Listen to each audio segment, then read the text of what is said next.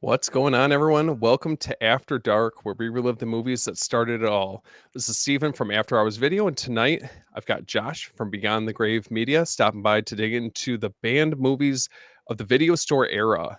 What's going on, man? What's going on, man? Thanks for having me. Super Absolutely, excited. absolutely. Stoked to dive into this. So, these obviously are the movies that these are the ones that were whispered about more than they were watched, lurking in the horror section, waiting for the bold to take them home. Among the rows of VHS cases, certain films seemed to pulse with a life of their own. The horror section was their home, and for those daring enough to reach for them, the experience was unforgettable.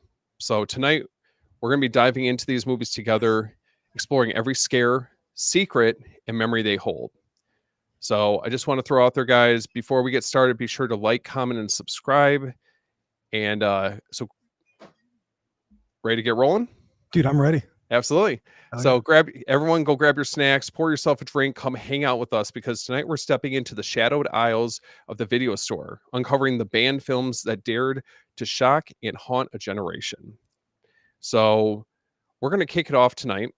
So I just wanted to throw it to you. What do you remember about the first time you noticed a banned or restricted movie in the video store?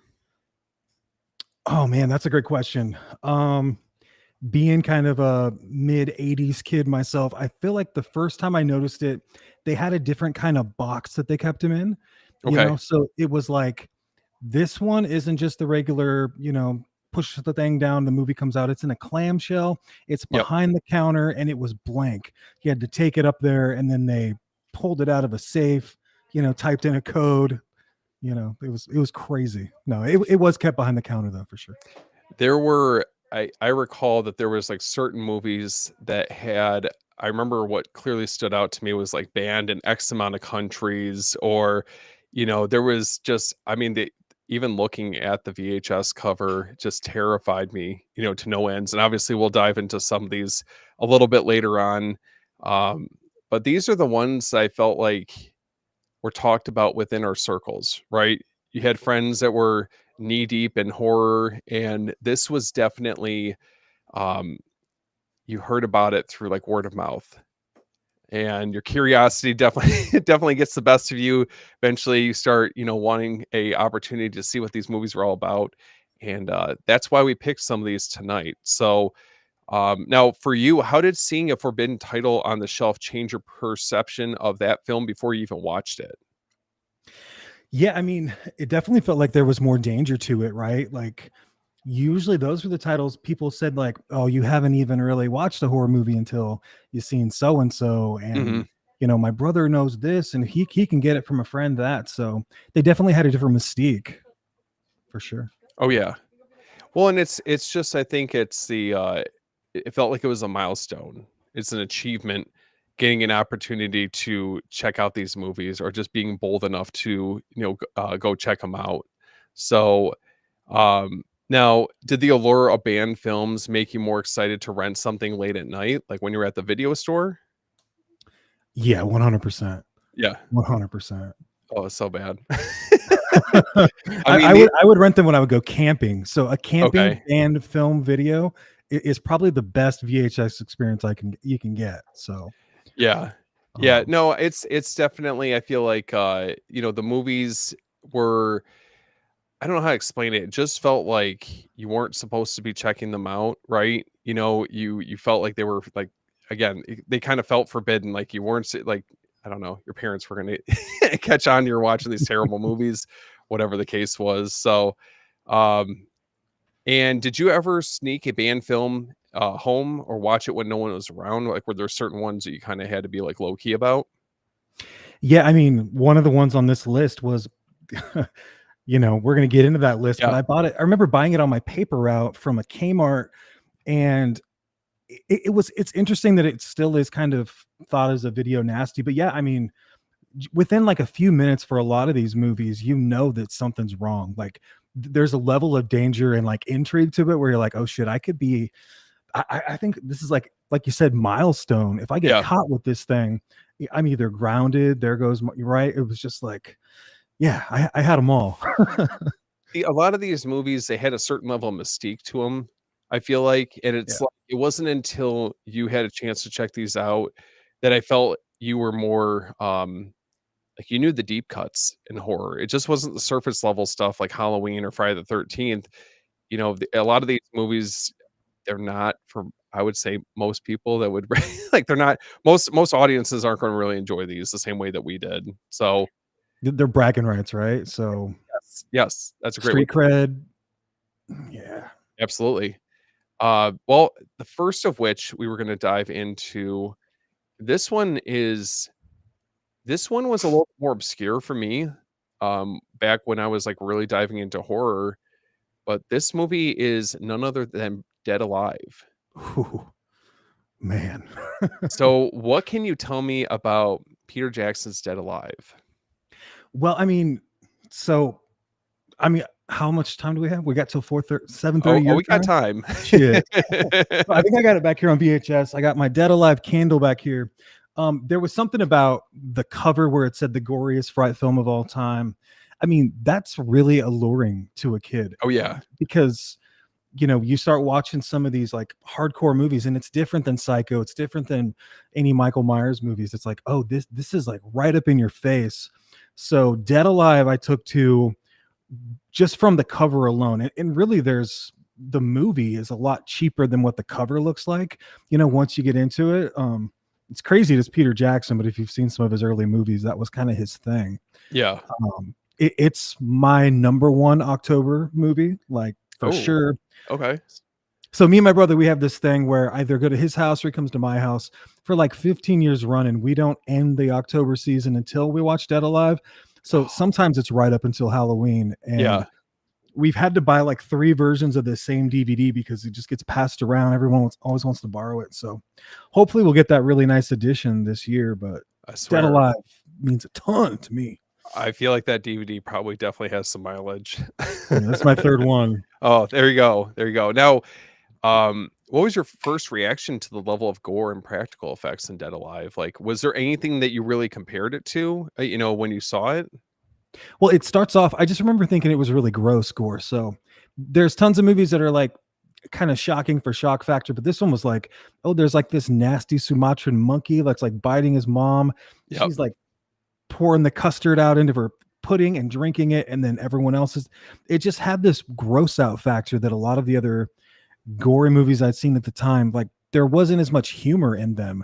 Now, one of Right. the other ones in this list is, but Dead Alive, yeah, it's got tons of, it's fun. It's like it's in on the joke, which is cool.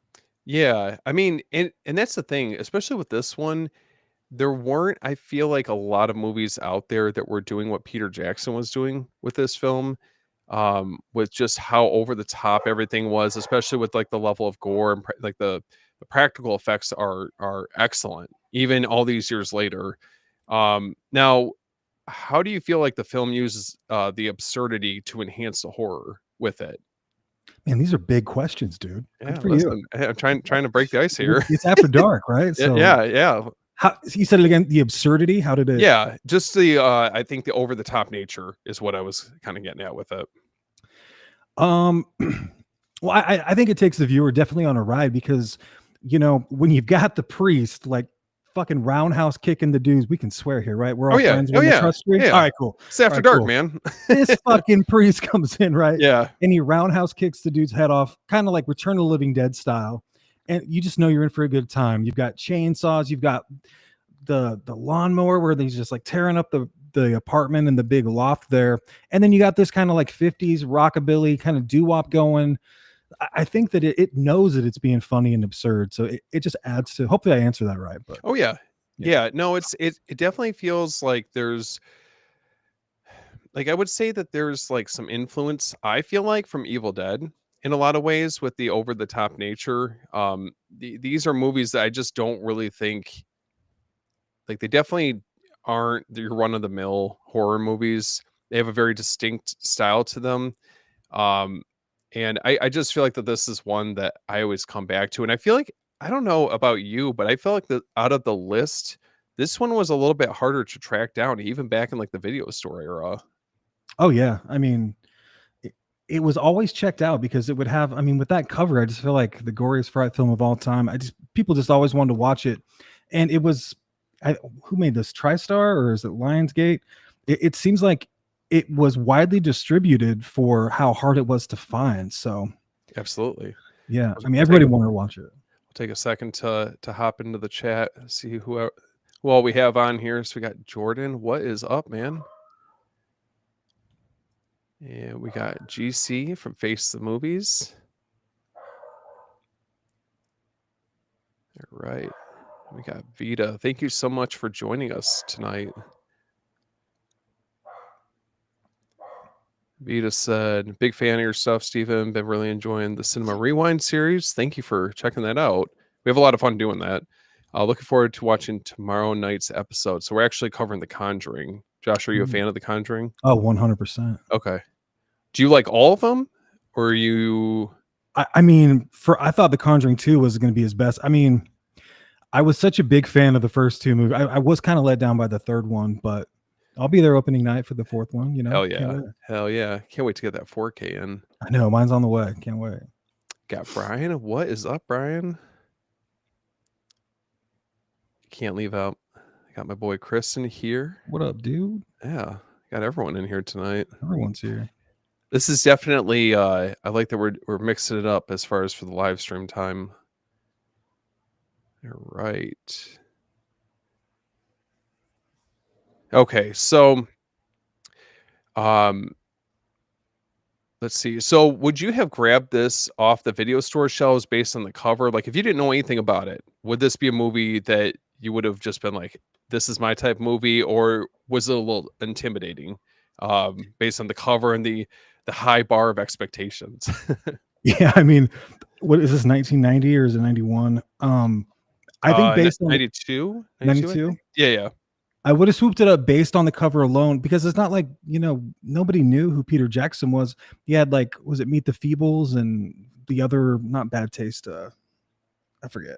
Anyway, yeah, I would have, just based on the cover, I wanted to rent it. It just took a while because it was always checked out. I would go and pick it up and just, God, that cover is so crazy.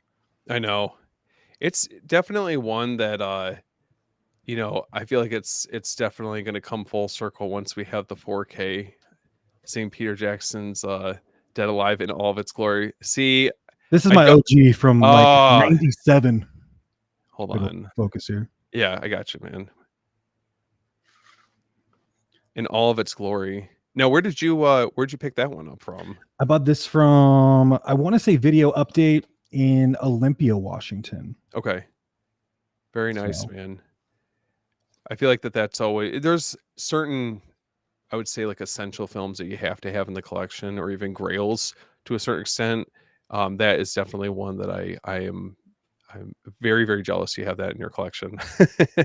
If it wasn't for, you know, how I was, you know, having like a family connection to it, because even when, you know, my brother or his buddy wants it, it's like, it's always $50 on eBay. It's like, it's always holds its value for a long time, which is, I guess, just, yeah, there's a market for that film. So for sure.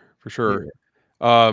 Now, back in the 90s, did the idea of a super gory zombie comedy like this feel groundbreaking compared to other horror films that you saw at the time? I mean, I think I saw it when I was getting into a lot of horror films. So, you know, I was probably 10 or 11. So I was super impressionable, you know, no matter what. But I mean, really, I was Friday the 13th. Candyman had come out like right around that time, I remember. And that just like shocked me. So when I saw Dead Alive, I was like, oh, they can go way harder than I knew that they could go as far as like the content and the fun and the music and shit. I was like, oh, whoa, this is a different level. Like, it's interesting to see the trajectory of Peter Jackson's career, because I feel like Lord of the Rings is just such like a epic film in scale, you know, compared to this, where I feel like that this is a little bit more like intimate. You know, he could kind of be as crazy as he wanted to for this film. right. Now, were there other films on the shelf that seemed just as extreme, or how did Dead Alive compare at that time? From what you recall? I mean, besides maybe the Evil Dead movies, I mean, that was kind of like the high bar that I knew about, that I'd actually watched for sure. Okay. And then, Okay, so this is a good one. Do you think the film's extreme gore has aged well, or does it feel more over the top now? Like when you go back and rewatch it? I think we're all going to find out, right? Like real soon we get that on 4K, we're all going to be like seeing it together for the first time. There is periods where you can stream it like where it's in 1080, like almost like a Blu-ray cut, Yeah. and then it'll go away for a while and you'll be like, oh man, that actually looks really good. So I think that it still holds up. I'm watching it on DVD, and I think that that is kind of like part of the charm of it. Once it gets into the extreme gore in the beginning, it's almost like they're kind of playing with you where the gore is really kind of splotchy and hit or miss. Once that thing gets going in the house and all the people become undead, like it fucking goes to an 11 real quick. Hell yeah. And it's just sprayed everywhere. So I feel like all that practical gore is going to look just killer on 4K. I know. I'm excited. It's I mean, especially we got Trick or Treat, what was it, last year, and that was such an improvement over like previous releases that we had gotten. So to see like a video store staple as such will be like super exciting. I am really pumped to see how that ends up coming together. Um yeah, outside of that, I mean, any closing thoughts on Dead Alive, or any memories that you have with this movie, because it definitely sounds like you have a connection with it. Yeah, I definitely do. So, God, one of the worst prom dates that I ever had that was totally my fault. I it's kind of a barometer. It's a litmus test, if you will, for like you meet somebody cool, they say they're into horror, and you don't want to watch the new She's All That movie. Like you want to put something on because they said, hey, let's get freaked out tonight after the Yeah. dance. And I put this on. I want to say I was like 16, and that person never spoke to me again. It will You divide know people. what? You shot your shot, man. Yeah, man. Had a great Listen, time. It's fine. that's it. That's I it. think we watched Office Space first, which I loved, but That's a double feature. dude, I was having a great time, but they were out. Listen, I might have to try that sometime in the near future. Speaking of which, so we're going to transition here. So we're going to Do be it. diving into something, I would say, a film that is definitely not for everyone. That's for sure. So, um, when you're talking about like exploitation films, this is top of mind for me. And that is none other than I Spit on Your Grave. Yeah. Yeah, Talk about a very stark contrast to man. We Dead Alive. removed all the comedy for sure. Yeah, there's no Sucked the comedy air with out of the this. room. That's for sure. Um, oh, let's get that. You want to hold it up one more time? Yeah. I don't have the slip. I suck. Listen, Make sure man, there's you're safe here. You got nothing to worry okay. about. I'm sorry. I really prefer to have them, but I feel bad. Yeah, it's funny because I feel like this movie always feels so synonymous with Last House on the Left. I don't know if you're like that, Oh yeah. but it's the revenge exploitation, um, and it's just a very tough subject matter in different ways. Obviously, with Last House on the Left, the parents are taking things into their own hands, whereas our protagonist for this film, I mean, it's tough subject matter, but you know, by the end, I feel like our protagonist is coming out on top. Yeah, I mean that's the tagline too, right? This woman just cut, chopped, broken, and burned 5 men beyond recognition.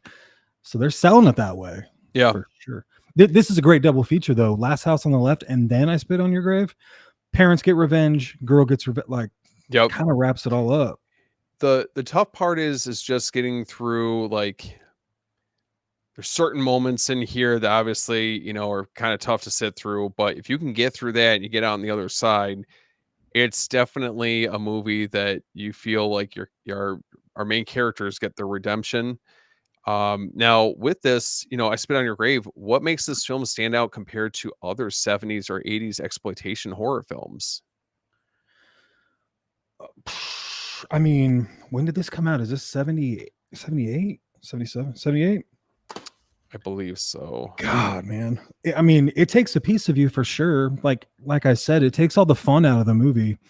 and you really got to go through about 40 minutes to get to that comeuppance moment at the end, which is like the last half hour. I just think Mhm. that compared to Last House on the Left, and really the remake did Last House on the Left better. I hate saying that, but it was tame compared to how hardcore this uncut version went just a few years later. I mean, Texas It Chainsaw movies that are considered exploitation, they don't have the same meanness, and it's cold. Like, it's hard to oh, watch. it's very mean-spirited. It's Yeah, not a man. movie. I don't know about you, but neither this or Last House on the Left, they're not films I can just sit down whenever. No. It's like I have to be in the right frame of mind. If I'm going into either of these movies, I gotta make sure, like, I have a palate cleanser after in some capacity.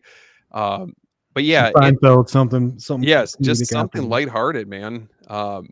But yeah, these like, especially with this movie, I watched it not too long ago. We were actually doing a deep dive of films that came out in '78, and this is one of the films we covered on Fear by Year. So it's like a monthly series that Jordan from uh, the movie Den, and Chris and I cover together. So we went Great show, and great show. yeah, yeah, thanks, Did man. it. Yeah. So we had a chance to dive into that, and it's really it's not an easy watch, but it I think the way that we approached it definitely gave me a little bit more of an appreciation for the film. Now, with this movie, do you think the revenge aspect of the story overshadows the horror, or vice versa? Overshadows the horror. I think it has to, like, it's trying to make you comfortable with the fact that that's what you just had to deal with. Like, I think that for a lot of people, it's funny. I watched this, and then I went on and I read some reviews from like Roger Ebert and just Mhm. people that I respect, and like, it's so scathingly like negative, the way people think about this film, because for a lot of people, what happens with the revenge isn't enough. Hell yeah, dude. And and they get caught up on that first 40 minutes because the camera doesn't cut. Like, she goes to one part of the woods, she gets free. She goes, it's just over and over. I mean, you couldn't make this movie now. It would be really difficult just culturally, and some of the even people with disability like preying on that. It's just, I don't think it overshadows it. I think that it takes a special kind of person to want to see that revenge, like, in a normal setting where we're just having popcorn. It takes part of you, man. Do you think that a film like this influenced a number of other films that came out in years after? Because I feel like that there's like elements of this, obviously, that kind of remind me of like Kill Bill in a lot of Oh yeah, ways, I with can see like that. the revenge exploitation side of things. I don't know if are there any other films that you could think of that kind of drew from this one? I mean, I can see the comparisons with a lot of the French cinema, um, maybe Oh, not necessarily okay. like High Tension, but like Martyrs, things like that, that are just, Oh God. there's people that are just so brutally torturous to like one person, you know. I mean, a lot of those really extreme films kind of take from this, I think. Where are you at when it comes to French horror? Are you a I big love fan it. of it? Okay. Huge Okay. fan. I feel like it's definitely not for everyone. So if we can get through these films, I feel like that's like the gateway into getting into French horror. Yeah, man. uh, Huge fan. yeah. Now, were there certain scenes in this film that had the most lasting impact on you? And I guess if we're answering that, why exactly? Well, so when I was younger, I remember when I would talk about this movie, like the first image in my head was always that boat and how fast that boat was going in the Hmm. beginning, where they're taunting the girl.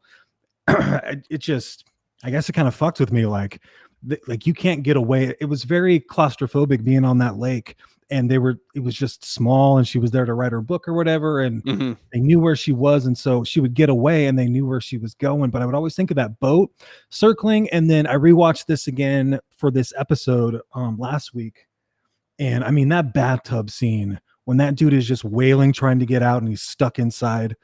I mean, that is fear that like fucking, Yeah. oh, I don't know, man. Is okay. So on rewatch for a movie like this, I mean, is this one harder for you? Because I mean, you're like how I am. You've seen a number of horror movies, even some of the stuff that's a little bit more over the top. Is this one still tough for you to get through? I mean, if you can get past the assault in the beginning, I think that everything at the end is really just kind of peaches. So Mhm. I mean, it's not necessarily hard to I would rather watch this than say Eaten Alive, or some of those cannibal films with some of the animal stuff. So Yeah. maybe I'm just desensitized too because I've watched a lot of stuff, but I think that first her acting in this, it's painful to watch what she goes through, and it's just like you're pummeled with it Mhm. person by person, and you just can't get away. I know. I So will I say definitely don't sign off on it, but it's like yeah, I can no, get through it. no. No, it's and I Yeah. think that the crazy part about it is, like, you go through all of this, and for her to still come out on top, I mean, just and especially in the way that she does, I think it's just so, um, just I don't know, like, there's a sense of fulfillment, like, she got through it, right? I mean, the character got her revenge. Yeah. So, now what was your first impression of the VHS cover? Did it intrigue you, shock you, scare you in any way? Well, there's not a lot of movies out there that have a girl in a thong or a booty, so I was immediately drawn to that. I'm not Yeah. gonna lie. And it looked like she'd been through hell. And then based on, the phrase on there, I was like, oh, what's this about? So yeah, Yeah. I was drawn to it, I should say. Did you see this or Last House on the Left first? I seen this. Okay. It was the opposite for me. I remember finding out about this movie because of, Last House on the Left. So, now how do you think that this film was received in video stores when it first came out? If you had to guess. Probably not well. I mean, Yeah. I feel like it was kind of one of the ones where they would have like all your horror, you'd have tapes and tapes and tapes and shelves and shelves and shelves. You'd have the beaded curtain, you'd have the adult area. Then you'd have kind of like cult horror. And this would always kind of be in that general area with some of the more aggressive type of movies that were harder to find. I don't Yeah. know if that's from a monetary standpoint or what, but it did seem to I feel like people kind of knew that if you're venturing over there, where there's some of these more extreme films, you're taking a chance. I know people that I've shown hate this movie for sure. Yeah.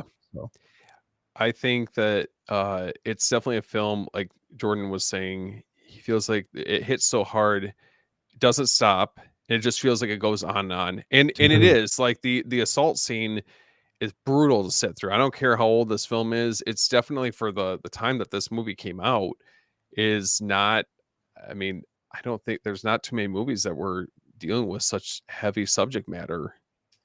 Um, now looking back, how do you think I Spit on Your Grave influenced the exploitation and revenge horror subgenres?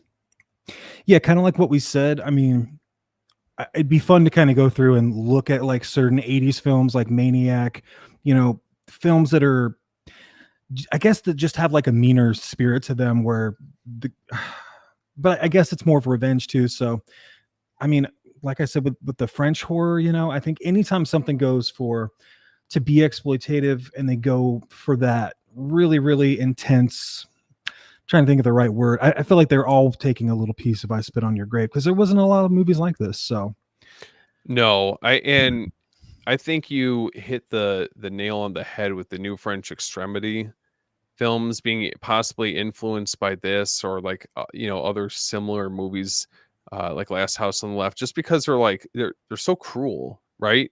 And I think mhm. a lot of the New French Extremity movies, it's not definitely not for everyone.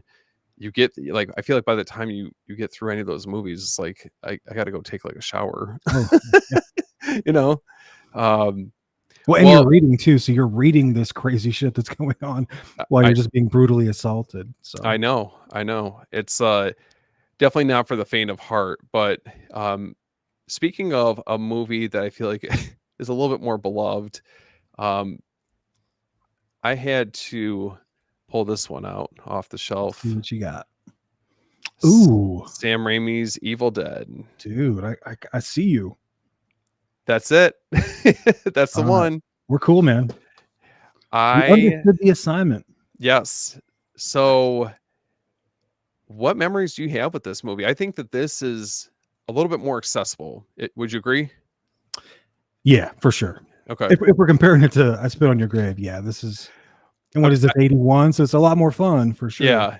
I had to when we were going through and putting this list together, I was like, I need to kind of chop this up so it's not just so down and depressing with some of these movies. So I felt like Evil Dead was definitely a good way to break up the conversation. But um Yeah, tell me a little bit about, like, how did you initially find this movie?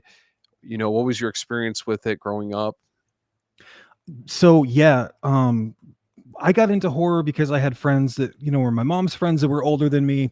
And in the, early 90s, it was kind of like a rite of passage to be able to sit through certain horror movies. And so I always wanted to find movies that I could show other people that are like, hey man, have you seen this? I just wanted to fit in really because I was watching all these scary movies and none of my friends were. So I try to appeal to the older kids.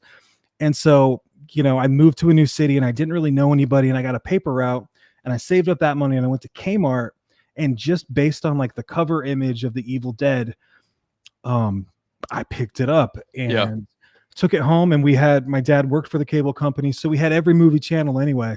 But Oh, we had hell like a yeah. 70-inch Philips projection. It was like 4,000 pounds. Oh my One god. of those big They were projection. they were so heavy back then too. Oh, dude, it was like the size of my garage wall. It was so big. And so I was like 12. They went out of town. They let me stay the night, watch my little brother and family, or whatever. And I put that thing on, and we had like a surround system. My dad was always into tech, Oh my and it god. scared me so fucking bad. Like right out the gate, I was like, this is Yeah. the scariest movie ever. And then I brought it to all my friends' houses and it became just like our kind of party movie. When she first starts trading those cards over and she's like, Jack of Diamonds, like, oh my God. I It's love Evil Dead. Love, love, love.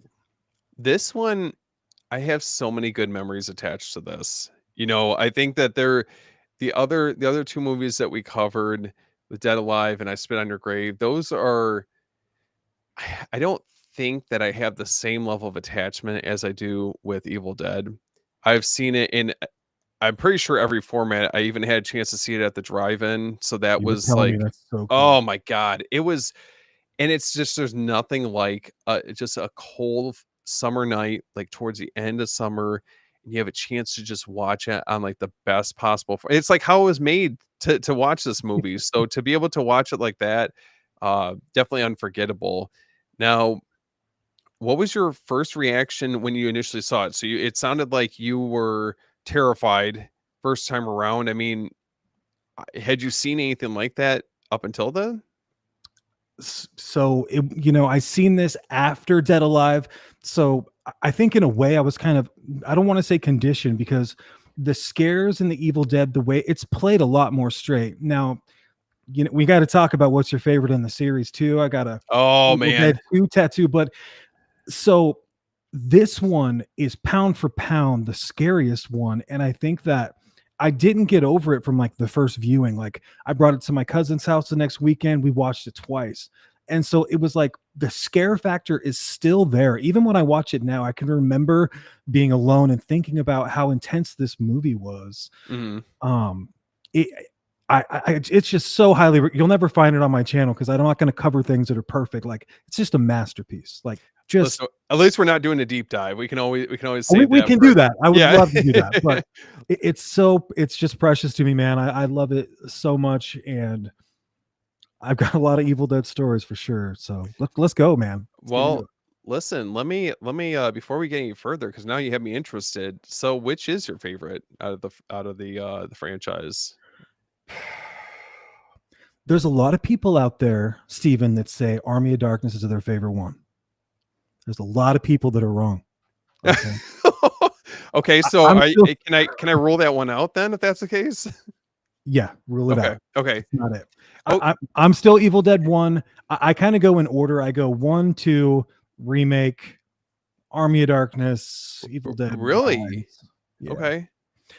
Is it Um, okay? So let me ask you. I don't want to get too off topic with no, you're this, good. but with Army of Darkness, what was it about that movie that you have it ranked a little bit lower? Because I'm not gonna lie to you. When I first saw that, after coming off the highest of highs from Evil Dead and Evil Dead 2, it felt like it was a little jarring with the almost like more focus on like the slapstick humor compared Yeah, to you the other nailed it. two. Okay. Yeah, it's almost like a Monty Python, you know, Holy Grail Evil Dead kind Hmm. of, which I've come to love it. But Evil Army of Darkness is like the only horror movie, that a lot of people are raised that they can watch. A lot of families that where my friends' families from like churches or different groups I'd Yeah. have to go to growing up, everybody was allowed to watch Army of Darkness. And so I was just massively overexposed to it. And I wanted to show them something that was like from the same director that was actually like, you don't know what this is from, the Necronomicon? Gotta watch it this way. So Yeah. it sounds like I'm being a gatekeeper or No, no, no. or a poser or anything, but I No. just wanted I like it played straight. I like the horror to be I just it's so much more believable in the first one. Yes. Um and I watch these movies like I think of my life almost in chapters, like the way you find people, how your life changes. So the people you're around can influence like how I remember a movie. So Evil Dead was like the time of my life I'm growing up. Evil Dead 2 was like getting into girls and like it was like, well, this is just a rehash, but it was really fun.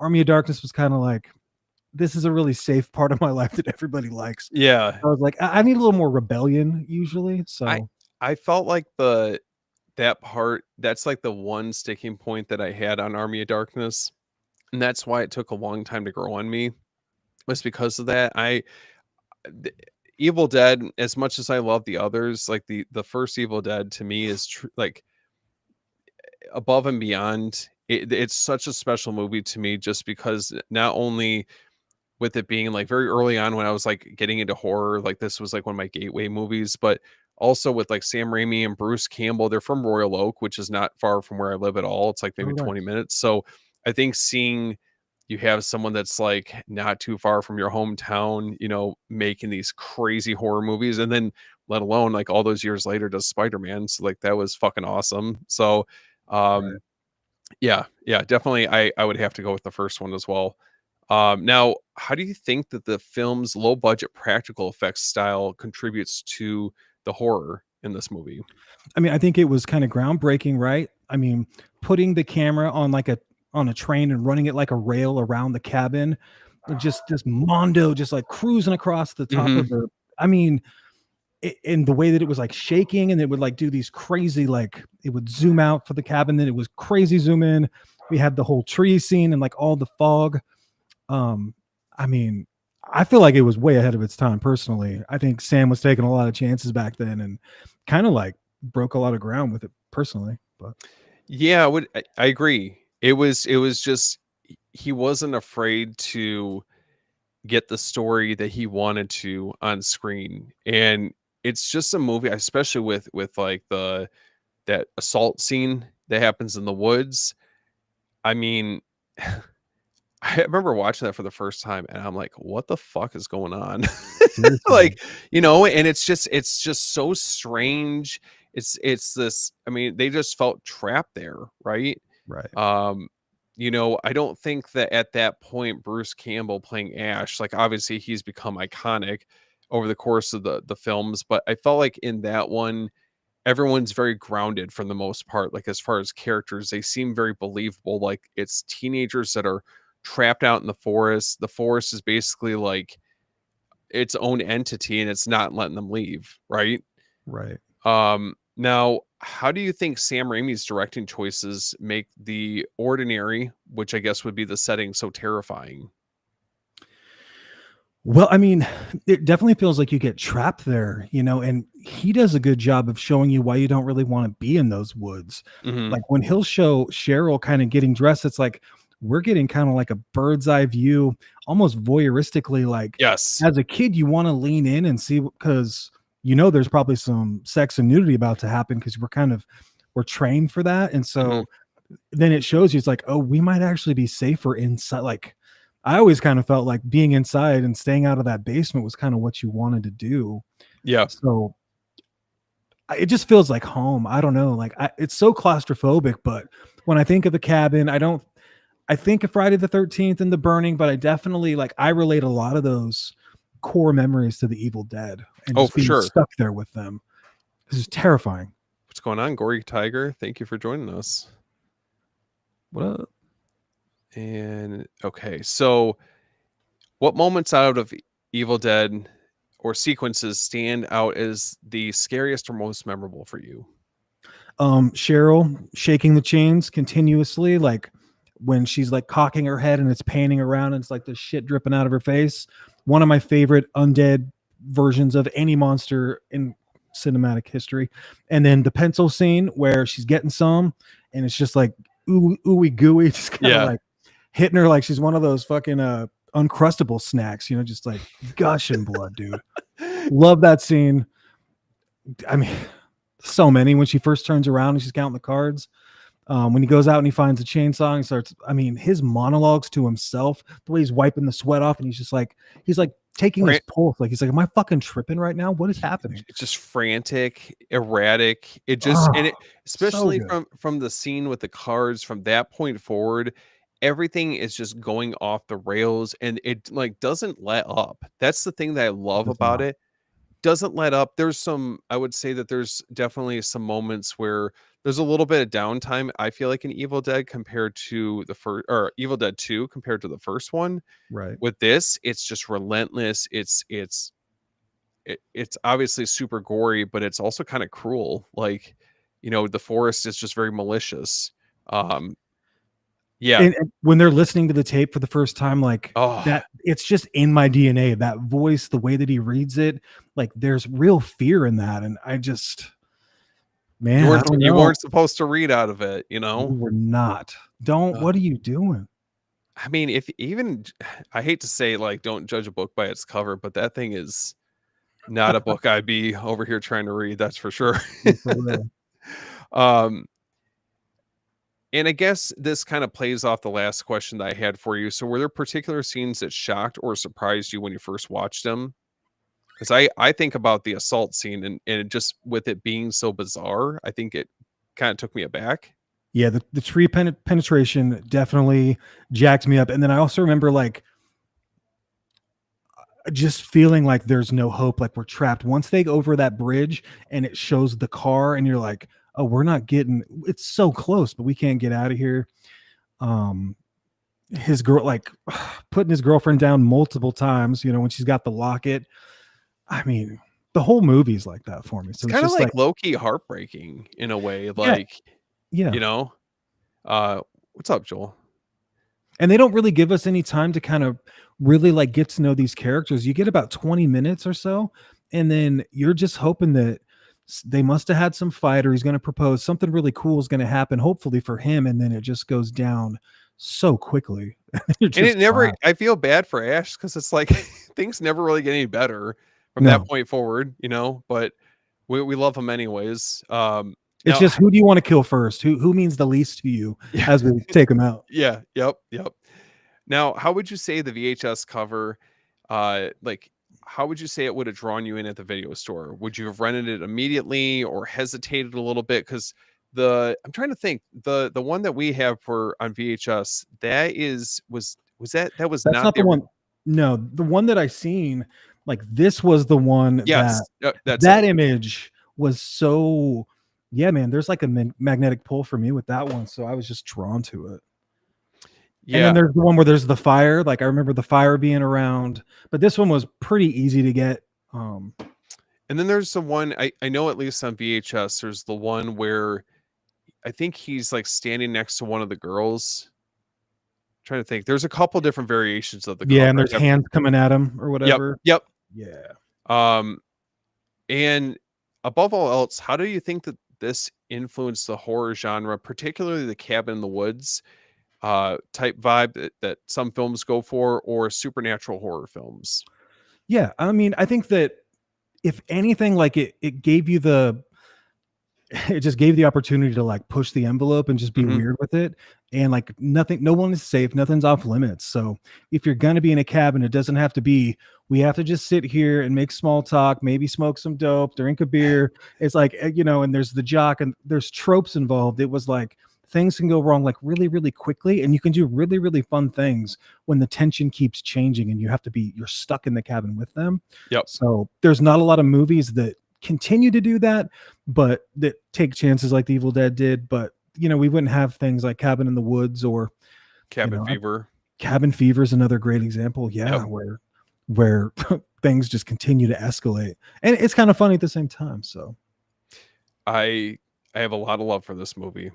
That's all I can say. It's 10, perfect. definitely one that I wanted to have an opportunity to dive into. So we're going to be switching gears here. So we're going to be Okay. talking.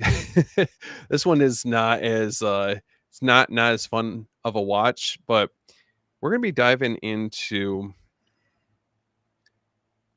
Henry, Portrait of a Serial Killer. Man, it's way different than what we were just talking Oh, about. I told you. I Listen, I was Hit trying me to. with that cold lotion, dude. Yeah, man. I'm ready. This is. I think it's a little bit colder than cold lotion. It's cold. What? Okay, so this is very different. I would say compared to the other movies that we're covering tonight, it's very different. Um, this one is a tough watch.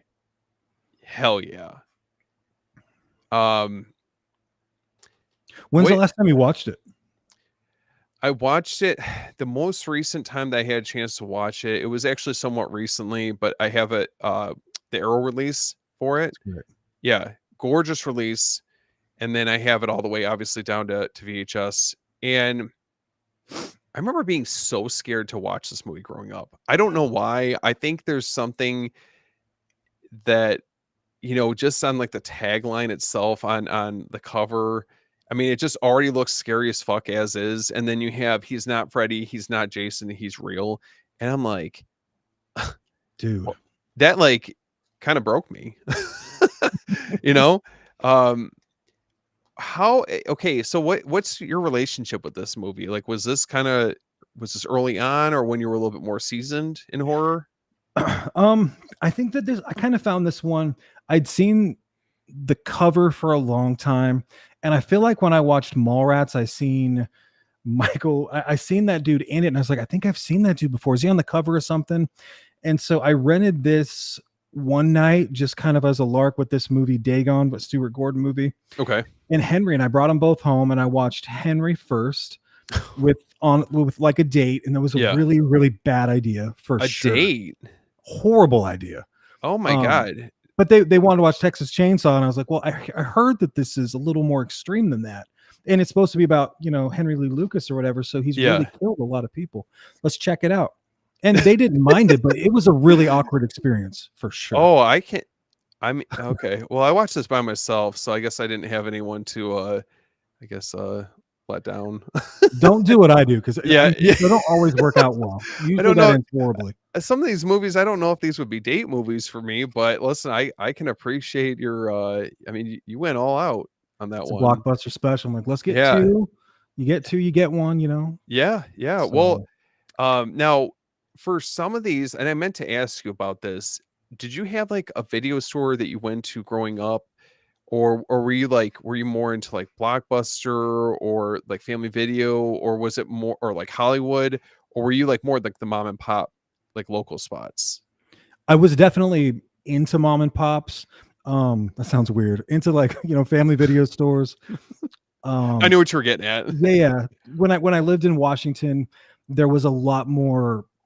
They were just everywhere, and I knew that I didn't have a movie gallery or a video update near Mhm. me where I lived. So when I would go on vacation to my cousin's house, he always had these bigger chains, and so in my hometown, that I would go to like 6 or 7 family kind of mom and pops, and then my sister got a job at Hollywood Video. Blockbuster was like right next door, so I Oh my had those god. as well. But I love the idea of the small mom and pop. They take a chance on a movie, You put it find out. you find some gems there. Oh, 100%. What's Oh up, yeah. KB? Thanks for What joining up, us, dude? man. Yeah, man, this was I think one of the local video stores that we had, because this was not one that was easy to track down. Eventually, when I worked up the the courage to finally watch it, I don't know, man. This is one that I walked away from, and I just did not feel great about things at all. Yeah. I mean, It's a cold. I mean, it's bleak. yeah, it's very bleak. I mean, it's all the way through. Even up to the ending. The ending, I'm just like kind of besides myself. I'm like, I don't really know where to go from here. Well, because he had a chance. Like you got she loves you. Why did she have to say that, first of all, right? But then Mhm. he just leaves the bags there, and you're like, oh my. It's cold, man. It does have a little bit of like, there's some safe moments where Henry's kind of getting to know the girl, and you know that, is it Otto, the girl's brother, is just a piece of Yeah. shit. Yeah. So it's like you're kind of rooting for Henry to take this guy out, but you don't want to see what happens like on the way either. So It's, you were going back and you were talking about, I think it was with Evil Dead, how things feel very like voyeuristic with this movie. It's like we're privy to watching just a terrible person, right? Like we're in the passenger seat to somebody that's doing these terrible things to people, and it's just living such a seedy lifestyle compared to, I would hope that most of us are going through. But um, I mean, that first reaction to the film, like, was it discomfort, fascination, shock? Like, what was it for you? I think once it opens and you see the chick with her, is it the chick? She's like, she's half exposed, and Mhm. her head's cut off, and you're just like, and that's like the opening scroll. The first 5 or 10 minutes of this movie, it pretty powerful. You're like, okay, this is going to be different. So I remember just feeling like, yeah, this is. It's different than a scary movie because you feel like you're watching something you're not supposed to watch, because it does feel banned for a reason, you know. It almost feels like borderline snuff, kind of Yeah, like, totally. exploitation-esque with the vibe that it's going for, but, um, this is not one I come back to all that often. I wanted to put it on this list because I think it's a great conversation piece, and I remember it being at the video store, but it was just, again, it was another one that I felt like was harder to actually come across, and if it was there, it was usually rented out by somebody. Right. Um, but so how would you say, like, how does Henry differ from traditional slashers or horror films of the same era? Well, you know what's interesting about I watched it. I mean, a lot of these really kind of extreme movies. I'm not trying to say that I watch them like often or anything. So some of them are more impactful than others. Henry's one that, yeah, I don't really come back to a lot either. If I had to put a number on it, 5 or 6 times like total in the 30 years I've even really known about it. Mhm. So watching it on Friday night, uh it still hits just about as hard as it did when I first seen it. What was the second part of that question? I'm sorry. I started thinking about it. Oh, no, no, I was just asking how it differs from traditional slashers or Oh, horror films slashes. from the same era. I Yeah, mean, so doesn't wait, he kind of explain a little? I'm sorry, cut you off. oh, no, no, no, I was just gonna say, I think the only one that I can really think of that maybe had, like, a similar tone was, like, Maniac, That's a what I little was gonna a little say bit, too. obviously, very different contrast to, like, the setting and kind of the perspective you're getting, but I don't know if you caught that, like, when Yeah, watching it. I think of any of those Blue Underground titles, even I guess New York Ripper to an extent. It almost feels That's a like good pick. he changes his tactics like multiple times throughout the movie. I was taking notes because I was going to cover it, because I was like, I should probably talk about this on, people like that kind of stuff on my channel. So Yeah. I was just like typing to myself, like, man, I this guy keeps changing his he explains the MO for different people, and how, you cut off a head from this one, you stab this one, you shoot this one, you snap this neck, and you kind of keep them wondering. So traditional slasher, it kind of like, it does do its own thing. I would say Maniac is a great comp as well as New York Ripper, and there's probably some other ones out there, but the different ways that he disposes of people is, it never lets you get comfortable. Oh, here's what he's going to do, because he's like, why did he let that one go? The lady with the dog, you're like, what? Oh, that was definitely a victim. You Yeah. didn't even know it. That's the scariest part about it. I think the randomness that can come behind, I mean, obviously this is a movie, but I think you put yourself in the passenger seat of somebody just like so disconnected with society like this film. And I remember finding out about this movie right around the time, I believe it was like when, do you remember, like, I think it was late 90s, early 2000s, there was a lot of those serial killer movies that were Yeah, yeah. yep, Yep. like Gacy. Gacy Yep. and Geen, they all just had the face, Dahmer. Yep, and they were I remember them always being at the video store, and I there was something about them, like, obviously, that's that, I mean, you're obviously covering, like, real life incidents, which they're tragic, of course. This always felt like that step in between where it's like 1 foot in, kinda not, 1 foot out with, Yeah, it's just so cold and calculated that, I mean, it's an interesting film because the way that voyeuristic, like you said, I mean, you feel like you're in that bathroom with them. Like you're Yep, trying to problem solve either how we're going to get rid of this dead brother's body that was doing something like, and so in a way, it's like you're rooting for. It's just it you really like tests your morals and your beliefs as a person, for sure, compared to some of the other ones. for sure. Um, Another one that I can recall seeing that was in the video store around this time was Natural Born Killers, and Oh, dude. I know that it's not obviously like in the same vein as Henry Portrait of a Serial Killer, but it's one of those movies that I remember I just was like, this movie is just so bizarre. Like on first watch, obviously it's grown on me a little bit, but Yeah, that's one of my favorite movies. 10 out oh of hell 10. yeah, hell yeah. Now for Henry, did the film's low budget, realistic approach make it more unsettling than other horror movies for you? The Yeah, I mean, grittiness.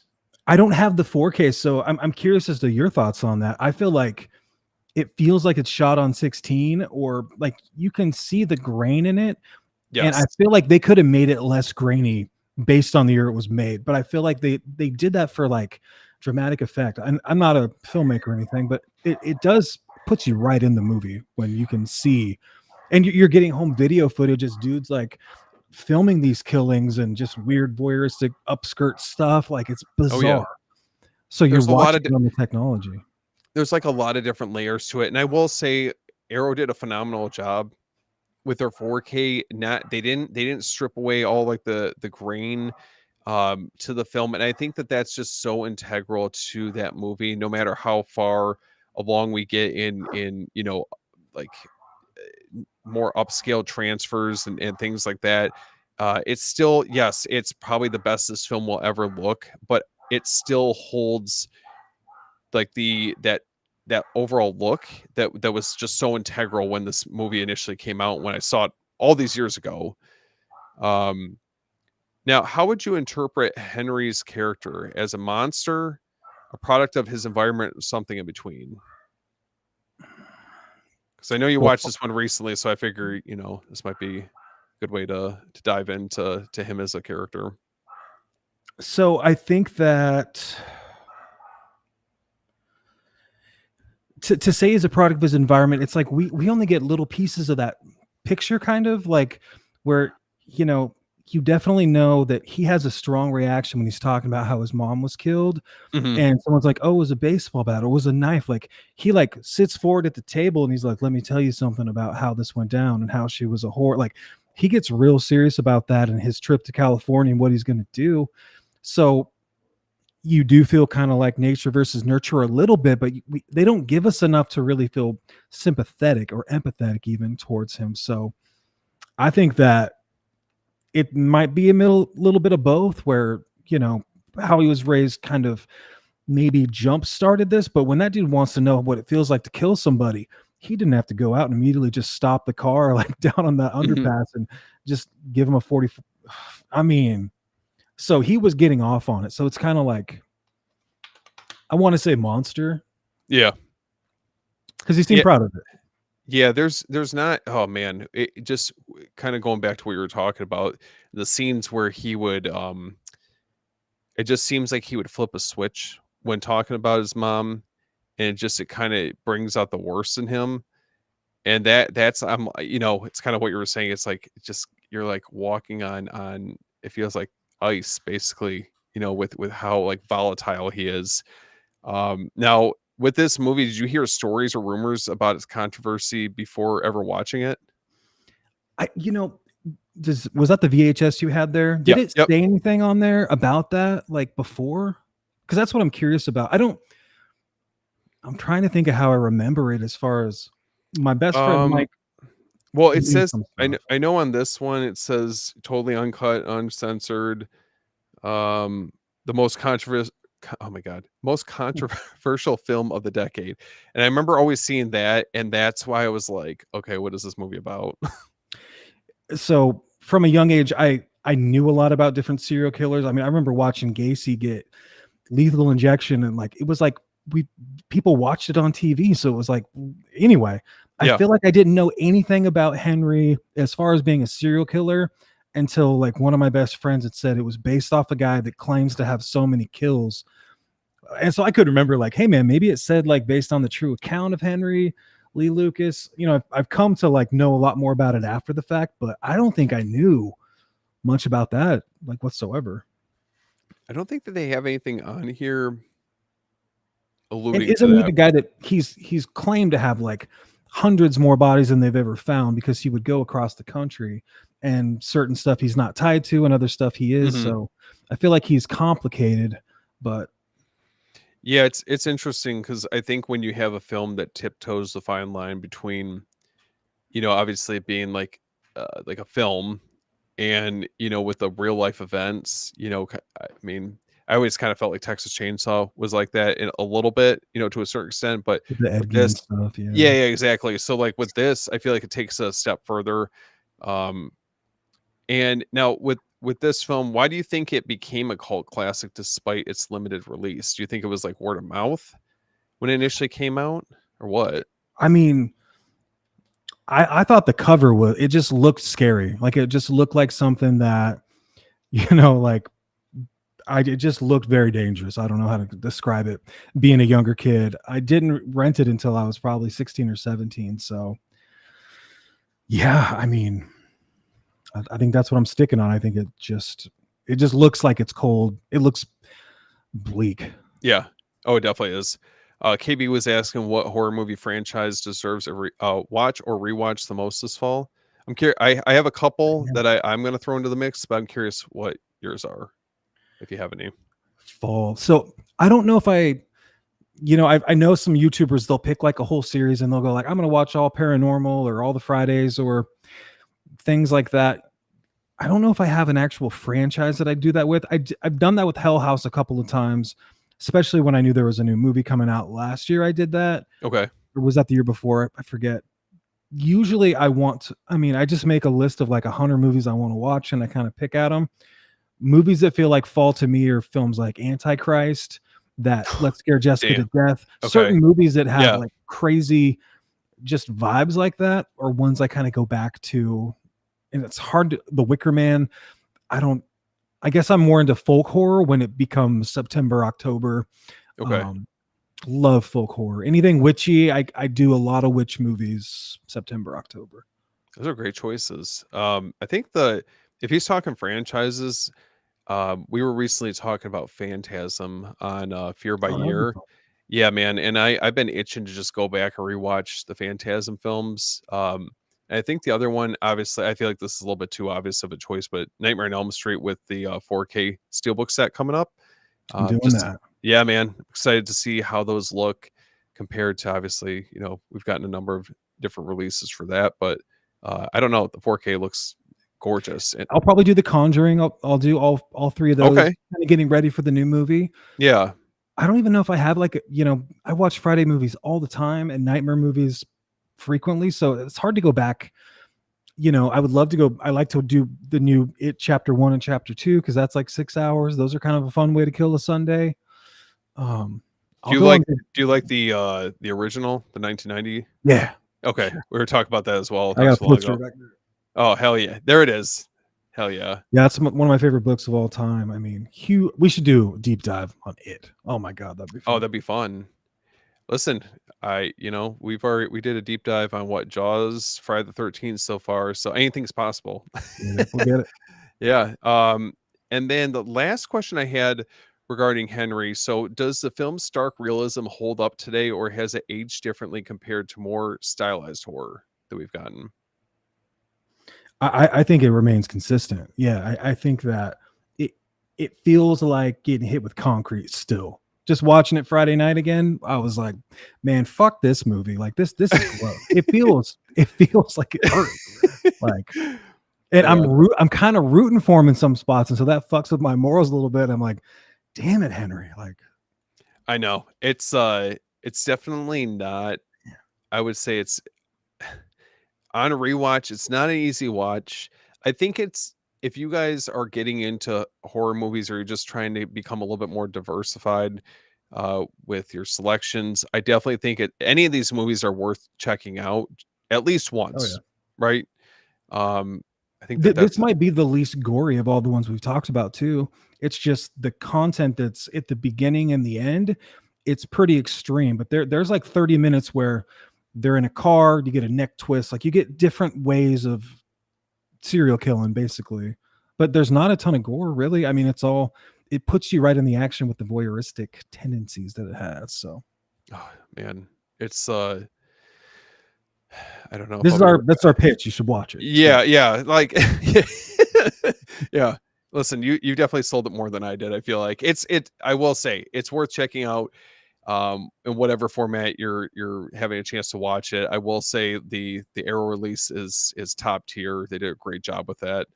But we're gonna pivot into something probably a little bit worse. And I would say this one has more notoriety behind it. And we're just going to be talking about these films kind of as a whole. Uh, but we're going to be talking about none other than Faces of Death. Um, Man. so okay, give me like a rundown. How did you get into these movies? And I know you were also talking. We can kind of dive into that as well Yeah, since dude. we're on the topic. But Traces of Death, Faces of Death. Like, how did you get into these?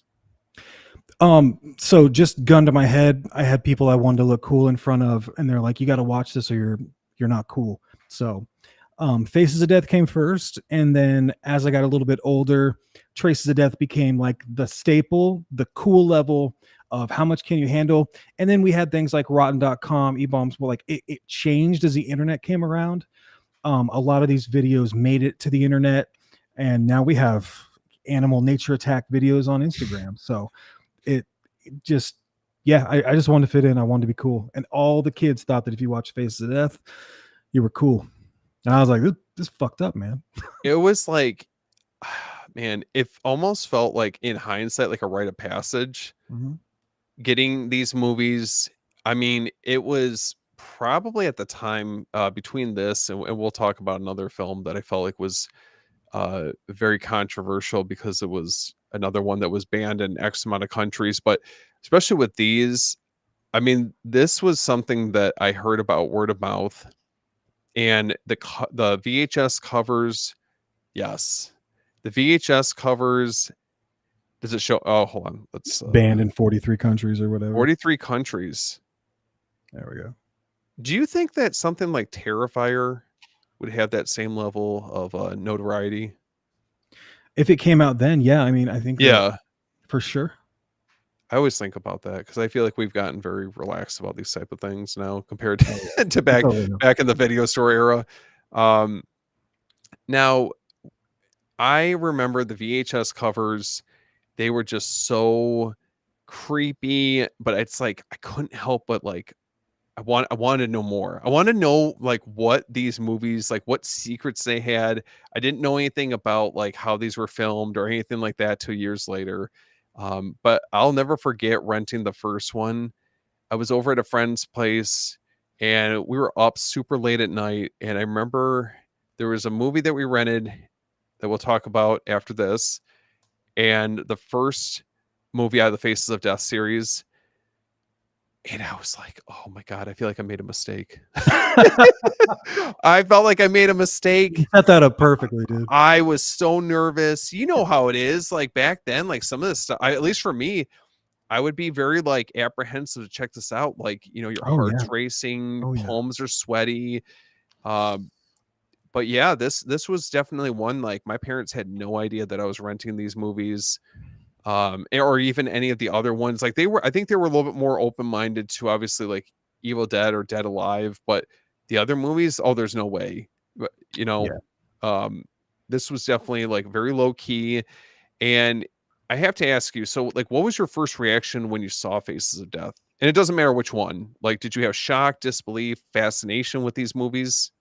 Yeah, I mean, you nailed it on the head. The Faces of Death was like the perfect party movie for kids growing up, 80s, 90s, whenever you found it.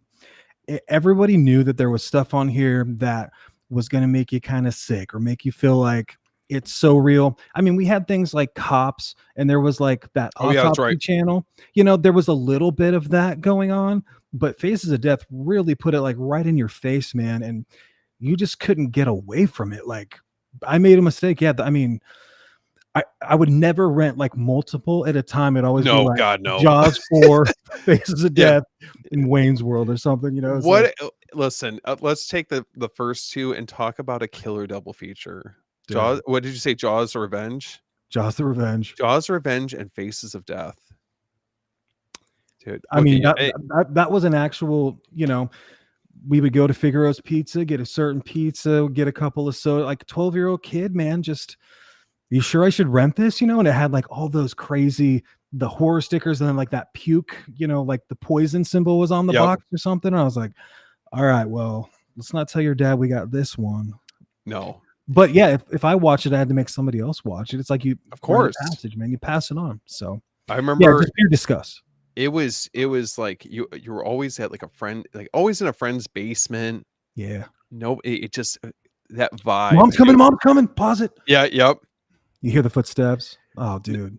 So yeah, I would have to say that there was a lot of I would say it was a mix of like shock and fascination with these movies, just because you didn't know how much of it was actually real. And that And when brings you're me. young, it feels real when you're young. Like Oh, it definitely no matter definitely what. does. Some of this stuff now, I mean, I don't know. Did you pick up this collection when it was at Walmart earlier Could this not year? find it. Could not Okay. find it. I scoured everywhere to find it. It felt like it was something I owed to myself to have We in have the five. collection. We have five locally. I went to five Walmarts. And then I seen it on eBay for like $100, and I was like, I just can't. I got a No. couple of them on DVD, you know. And now there's that Steelbook, so I'll probably swoop that up. Yeah. But Now, speaking of which, how did the mix of like obviously the staged and real footage affect your perception of the film? Like, did you know that any of this was staged when you were watching it no, initially? Okay, I because just I didn't remember either. thinking, like, why? So the scene that really gets to me, people might remember it. If you haven't seen it, you know, close your ears. But there's the scene where they're all like sitting at the table, and there's the monkey, right? Oh, yep, And they've yep. all got some sort of weapon, and they just take turns with this monkey. And I remember being like, I felt like that monkey would have clawed their fucking face off. They're just like whacking at this animal. Like it was just so. I don't do the animal stuff. I don't do well with. I'm a Hard huge time. animal lover. I love. Same. We have 3 dogs. I don't do that type of stuff. And even at a younger age, I was like, this just feels so wrong. Yeah, it um, hurt so bad. Yeah. Oh, absolutely. And just so we can kind of dive into it for you guys who haven't ever had a chance to check these out. Like I said, it's a mix of staged and real footage. So some of the more notable ones that like the moments from the few films that we're discussing, and I just kind of wanted to get your perception on it before we move on. So we have the electrocution scene that's Mhm. very early on in the first one. There's an autopsy sequence. There's a like cult cannibal scene. Um, you were talking about the monkey brain banquet. Yeah, Uh, I'm not a fan. I'm not a fan of the slaughterhouse footage. it's rough. Um, yeah, The people jumping out of the apartment stuff, like oh yeah, yep. that stuff's hard to watch. Car accidents, Lots of plane that. crash aftermath. Let's see, and It's it. just Go it's ahead. snuffy. It feels snuffy the whole time. Oh, you feel dirty, and I don't know if it's like the same. I feel like there's like levels to these movies we're talking about, because I feel like Henry Portrait of a Serial Killer is a different type of dirty compared to these films. Yeah. Um, okay, so I'm just gonna run through quickly. So we have that was in the first film. Faces of Death 2 that came out in 81 had a shark attack, crocodile feeding, drug dealer executions, and That political. crocodile feeding looks fake, but that's a real so whatever happened there, it looks so realistic still. Yep. Like, keep going. Sorry. I don't know. Okay, let me ask you, Yeah. because I remember back at this time, you're a little bit younger. I don't know. There's something about the animal attacks, like that type of stuff, just always like piqued my interest. The shark attack. We know that it's obviously staged, but I remember seeing that and I was like, I couldn't help. It's like looking at like a train wreck, You right? have to watch. You Yeah. have to watch, but You you like lean shouldn't. in a little bit. Yeah, I'm like, what is going on, man? It's like my worst fear come to life. There's Uh, the lions and I mean, yep, yep. We have so you're talking. We're gonna skip ahead to Faces of Death 3. So sorry. That came out in 85, and that actually has what you were talking about in it. The Zimbabwe stuff. Yep. We have the skydiving accidents, motorcycle crashes. There was like shootouts and people like, ending themselves, unfortunately. Those are really hard to watch. Yes. And then the last one, which I feel like that these are like the more notable ones, like 1 through 4, if I had to kind of like recap like where we're at. But the fourth one, we have like a from the McDonald's massacre. There's like what is it? Race car crash, electrocutions, and then prison riots. So again, it's blurring the line between like real and stuff that's staged. And I think that it's so interesting to go back and discuss these all these years later, because at the time we didn't know. Yeah. Now, did you feel like the films as a whole succeeded in creating like fear, disgust, or like a sense of like morbid curiosity? I mean, yeah, just you reading those off. I'm like, he's not shaking his head. Like I noticed on video, I was shaking my head. It's like I can feel every one of those, like they're burned into my brain. Some of those images. So I'm like, oh, it's just like God, man. Even the stage stuff, like, does that still? The end of the first one, like, was still jacked up. Yeah, Like you can tell which ones are staged in the first couple ones, for but sure. then 3 and 4, like you get so many just like real accidental deaths that you're just given a front row seat to, that you feel bad. Or just Oh, like, for sure. oh my God. Yeah. And it's almost like this, and I don't know if you remember, there was like the UFO shows that were, Yeah. yeah. Sightings or whatever. Yep, yep. It's Yeah. like between this and those, there was just something about it that like I feel like I'm like seeing stuff I'm not supposed to see. Um and I like I said, with these movies, they scared the shit out of me. Take a piece of you, man. Yep. Can we talk Traces of Death? Yeah. Oh yeah, yeah. Sweet. Yeah. So So what's okay, so did you find out about Faces of Death first, or did you get into Traces of Death first? I think I found out Faces first, probably 9 or 10, maybe something like that. Okay. And being really like disturbed and being like, I don't want to see that ever again. And then probably like 2 years later, I feel like I've seen the first Traces of Death. I rented it on my own, and I was into like harder music and death metal. And like, Oh yeah. I noticed immediately that the Brain Damage dude from Traces of Death just took it to a different level. He set the tone like immediately with the bands that he had on there. So when you've got real people hurting themselves, like that shit was so intense. When you got this death metal behind it, it was so effective. And I mean, so behind baseball, I made my brother watch Traces of Death 4.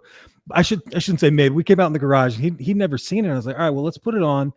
And for about 40 minutes, nobody spoke. We just put it on here out on VHS. And he's like, does this get better, man? I was like, this is kind of what it's going to do for another 45 minutes. And it's just really hard to watch. You feel bad for the animals, the people that are getting hurt.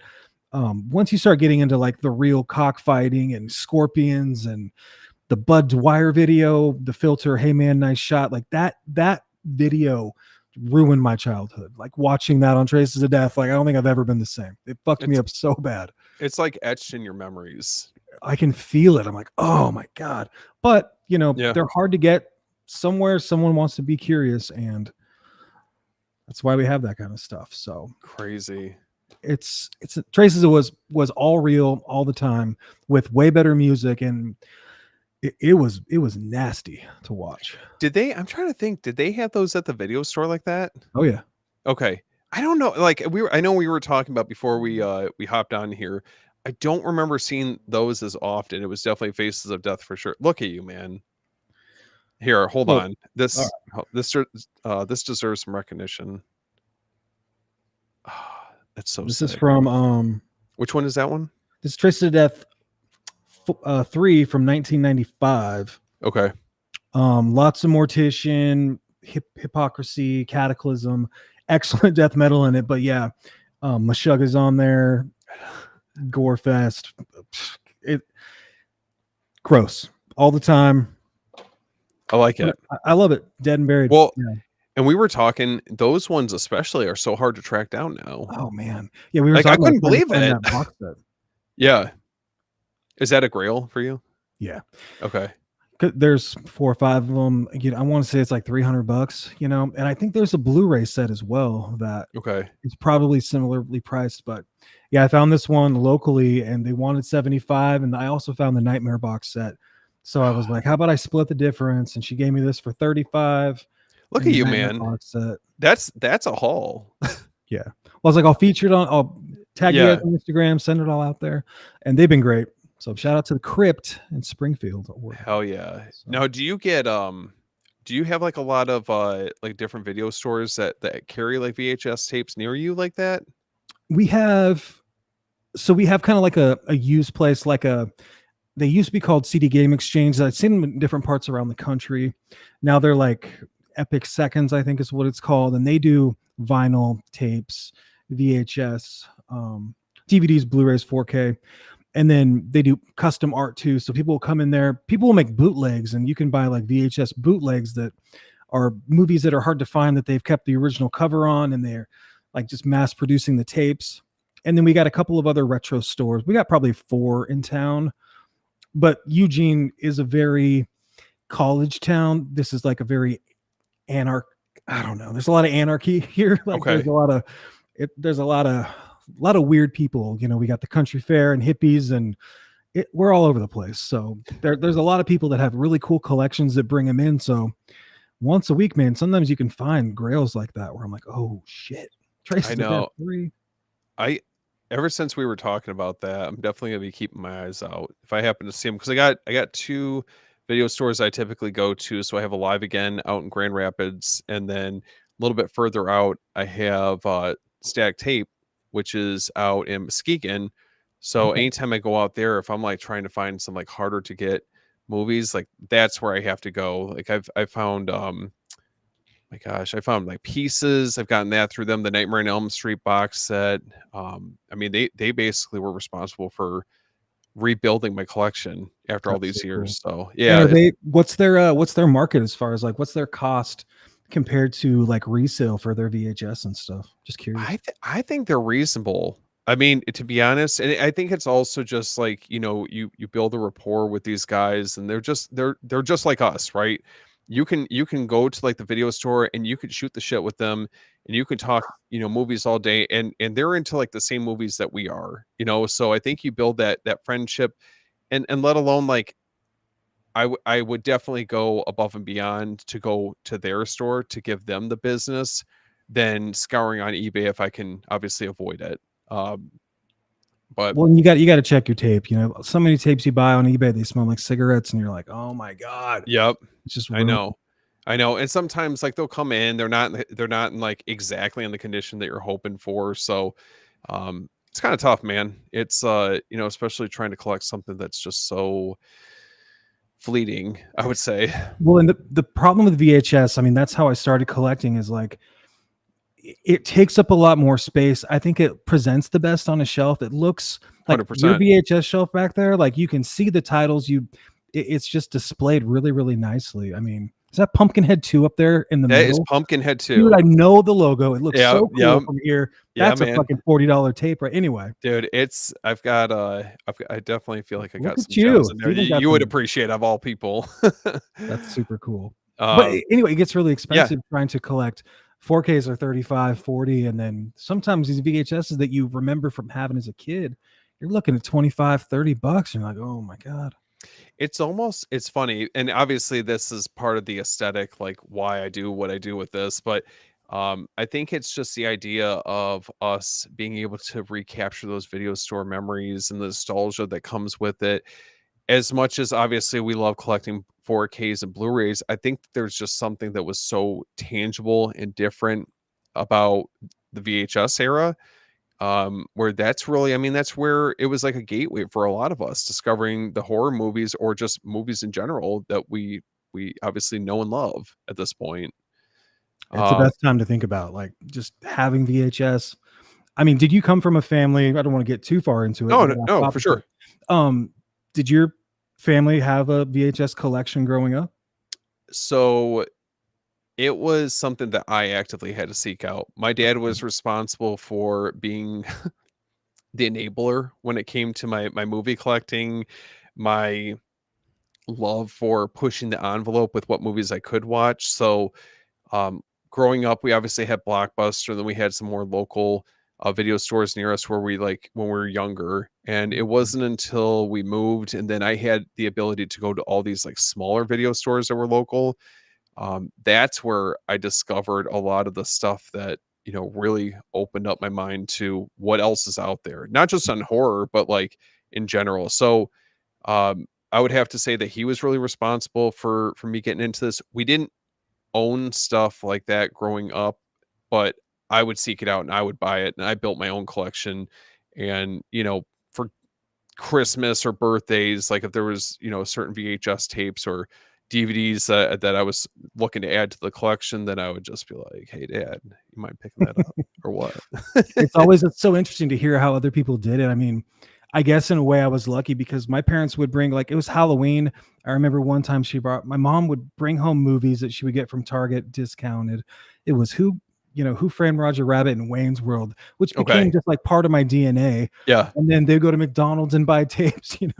Yeah. But they would buy the movies that they wanted to watch, and sometimes they weren't appropriate, but they were movie collectors. So I think as you grow up, you kind of gravitate towards people like that because Oh, they want to yeah, have the movie absolutely. in their, you know, super Now, cool. how was it for you? I mean, were you the one who was actively seeking these out, or did you have friends, family that were, like, into this before you got to that point? Yeah, luckily, like, I mean, physical media was still really, really popular, especially being in, Vancouver, Seattle, and then Portland. It was people wanted, you would get singles at the CD store of the new songs that were out. And then, so I feel like we had Suncoast, we had Hastings Video, and we would just go there. People would buy 5 or 6 movies a week, and all Yeah, my friends would bring them home, and we would just have sleepovers and watch them. the But, best. every house I went to, they had at least the Titanic and the Godfather. Oh god. Like, they had the double tapes. Everybody had them, like, no matter what, we've got. Casino, Goodfellas. Yeah. My grandparents would tape things off TV, so they had, like, a massive collection of movies that they would watch, so I think I was just born into it. Can we say Titanic gets the crowning achievement for, like, the Oh, most units probably pushed? it's gotta be right there. Every home had that. Like, it was like that was the movie that somebody had in their collection. Oh, yeah.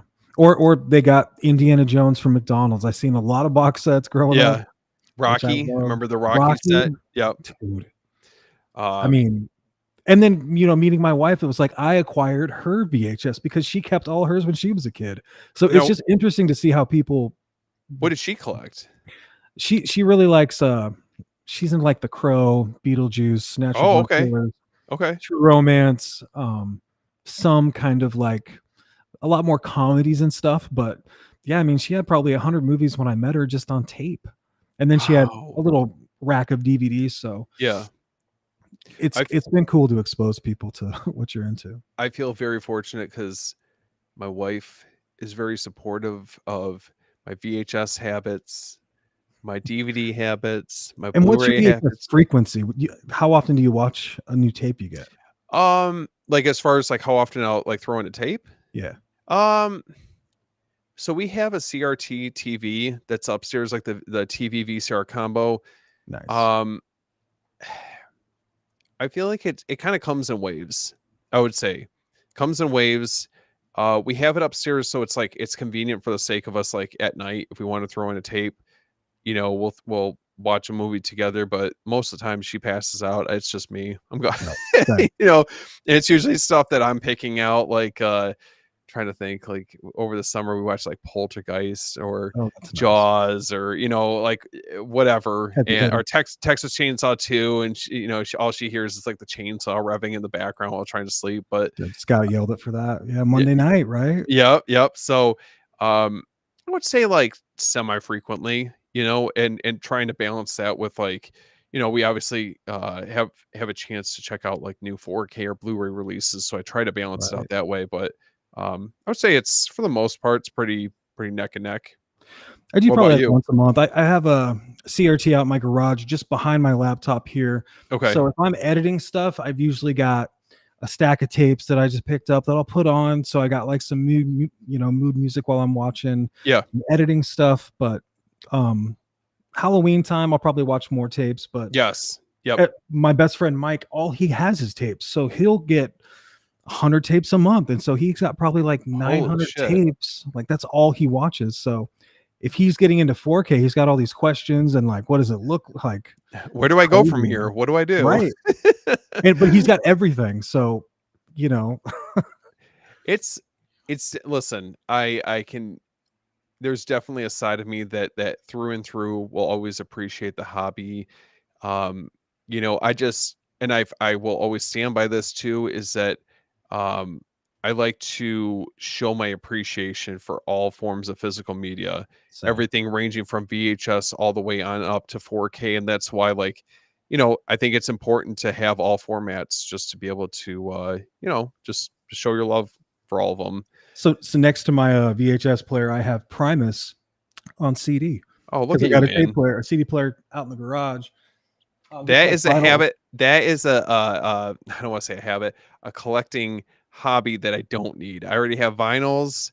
I have a few That was my next yeah, question. I Yeah. have a handful of like Friday the 13th cassettes. I don't need any more. That's not I'm not trying to go down that road. I just never got rid of anything. So I've got, couple hundred different random tapes and CD just everywhere. It's physical media, That's man. awesome. But vinyl's really expensive too. So I'm That's took you us gotta way off topic, way Oh, after it's dark it's here. okay. It's okay. I get So excited to hear about how people watch these tapes. oh, absolutely. Now I wanted to ask you, kind of bringing it back. So we talked a little bit about Traces of Death, if anyone's just jumping in, but with Faces of Death, were there any particular segments or scenes that stayed with you like long after you had a chance to watch it? I feel like the electrocution one is one that I don't know why. I think that that's like probably one of the more known ones that I can recall. Is that the closer for the first one? Or I is it don't the know. beginning? I thought I think it's the close. It's towards the end. yeah, I think you might be right. That one is really memorable. And then I just think that the narration and the way that dude talks the whole time, it's like it's a documentary, but it's not. But it's like it's very effective the way that it's played. And then it ends and it's like dogs and cats and this crazy music and it's bizarre. It's weird, and on rewatch when I picked this up, like I was going through and watching like the first couple back to back, and at least with the first one, I'm like, this is a little bit more boring than I remember. I mean, Yeah. it's for the cultural significance. I will always recommend at least checking maybe one of them out, but it's definitely not as scary as like I remember all those years ago when I was first getting into checking out any of these movies in the collection. Yeah, if people are wondering, I mean, if you're the real into the real stuff, it's definitely Traces of Death. But For Traces of sure. Death, I mean, it was banned, it was hard to get. Everybody wanted it. Yeah. So Now, how do you think that these films blur the line between reality and fiction? Do you think that that adds to the horror of it? I think when you're younger, it does. Now, maybe it's just in bad taste as you watch them when you get older. You're like, I don't know if things you wouldn't do. Yeah, But when you're a little kid and you watch them, I mean, it's effective to have it when you're not sure. Sometimes you can tell it just looks staged, but yeah, lots of talking out loud. It's really good conversation when you're wondering what's going on in for those movies. sure. For sure. I don't Yeah. know how well, I mean, even if some of the stuff is staged, I don't know how well it's aged. Like it almost feels like you kind of had to be there for at least with these movies. Um Now if you came across Faces of Death back then on the video store shelf, would you have dared to rent it at the time? Yeah, Okay. for sure. Okay. You're like how I am. Now what It about just the it had such a reputation, it was yes. Yep. yeah. And then how did you think the cover art or like the warnings contribute to its forbidden allure? I remember seeing that with Texas Chainsaw, and there was a Yep. couple other ones. I mean, I think Last House on the Left had similar stuff. I mean, this list that me and Steven decided on, there was like 10 or 12 that were all like heavily banned, they'd always have these crazy stickers on it. So I think those stickers, if they're trying to keep people away, they do a bad job because a lot of people are just naturally curious. If anything, it was the opposite. It encouraged The me to check them opposite. out. Maybe it's for Um, grandparents, like, don't let your kids watch it, but listen, it was hard to narrow this down, if I'm being honest. So, I mean, maybe we could always revisit this, a part 2 to this in the near I love future. it. I'd love to cover more of these. Now, the last thing I wanted to touch on real quickly before we cover the last film. So why do you think Faces of Death became a cult phenomenon despite or because of its controversy? I think because people thought that it was, it was ahead of its time. I think people really wanted to know executions, murder, self-inflicted animal trampling. Just people are curious about that shit, man. And I think they just want to they want to see it because it's like you said with the train accident, or a car wreck, you just can't really look away. So, you know, wasn't very long before we had everything was reality TV and, you know, It's almost like I think at the time we saw less of it, so it was a little bit more shocking. yeah. And as time has gone on, I mean, I hate saying it, but a lot of the stuff you could probably find on Reddit. Oh yeah. I mean, there's definitely, if you're trying to seek out to try and find some of the less tasteful stuff when it comes to either movies or real life incidents, you can definitely seek it out and it's not too hard to find. And they're unedited sometimes on YouTube. You can just go Yep. watch Traces of Death right now, which is crazy. Ooh, But what a time to be alive. All right. Well, speaking of a time to be alive, this is one of the movies that I wanted to save for the very end because I think that, at least for me, it holds a very, very memorable time in my life. Discovering it for the first time, not really quite being sure what to make of it, the lasting impact that it had, I would say maybe on both of us all these years later, and just how I feel like that this movie definitely left a lasting impact on me, not only for my appreciation for horror, but I think seeing what movies could do as far as pushing the envelope. And that is none other than Cannibal Holocaust. Hell yeah. So I had to save the best for last. dude, I know it. Um, okay. Did we lose everybody? Is there anybody left in the chat? I I think that maybe I they're in can't tell. shock. I can see them, but Yeah, man, that maybe they're in shock from Faces of Death or Traces of Death. we're gonna get into it. We're gonna get into it. So, um, what was your exposure to Cannibal Holocaust? Because this is not. I mean, even now, 4K, VHS, whatever format, is not a movie that I think ever gets easier to watch. No. So the long and the short of it for me was this was a movie that I'd heard about for such a long time that was almost impossible to find physically, especially just to rent it. So it was always just whispered about. It had a Hmm. crazy amount of legs as far as like almost like urban legend status, where people would talk about this film almost like in reverence for how disgusting it was and how they never want to see it again and how you're fucked up if you want to watch it. So naturally, I wanted to watch it. And So here we are. and here we are. Yep. I finally found this movie in like I watched this for the first time, I want to say when I was like 19, and I was in a local store. I was on vacation, like a camping trip in Bend, Oregon, where the last Blockbuster is. Oh, okay. And there's this place called Pilot Butte Video, and we were walking up, camping or whatever, and we went in there, and the guy had a $75 version of Cannibal Holocaust. I was like, why is it $75? Everything else is $2 on tape. And he's like, well, it's $75 because you get to keep it if you don't bring it back. That's just the fee for the movie.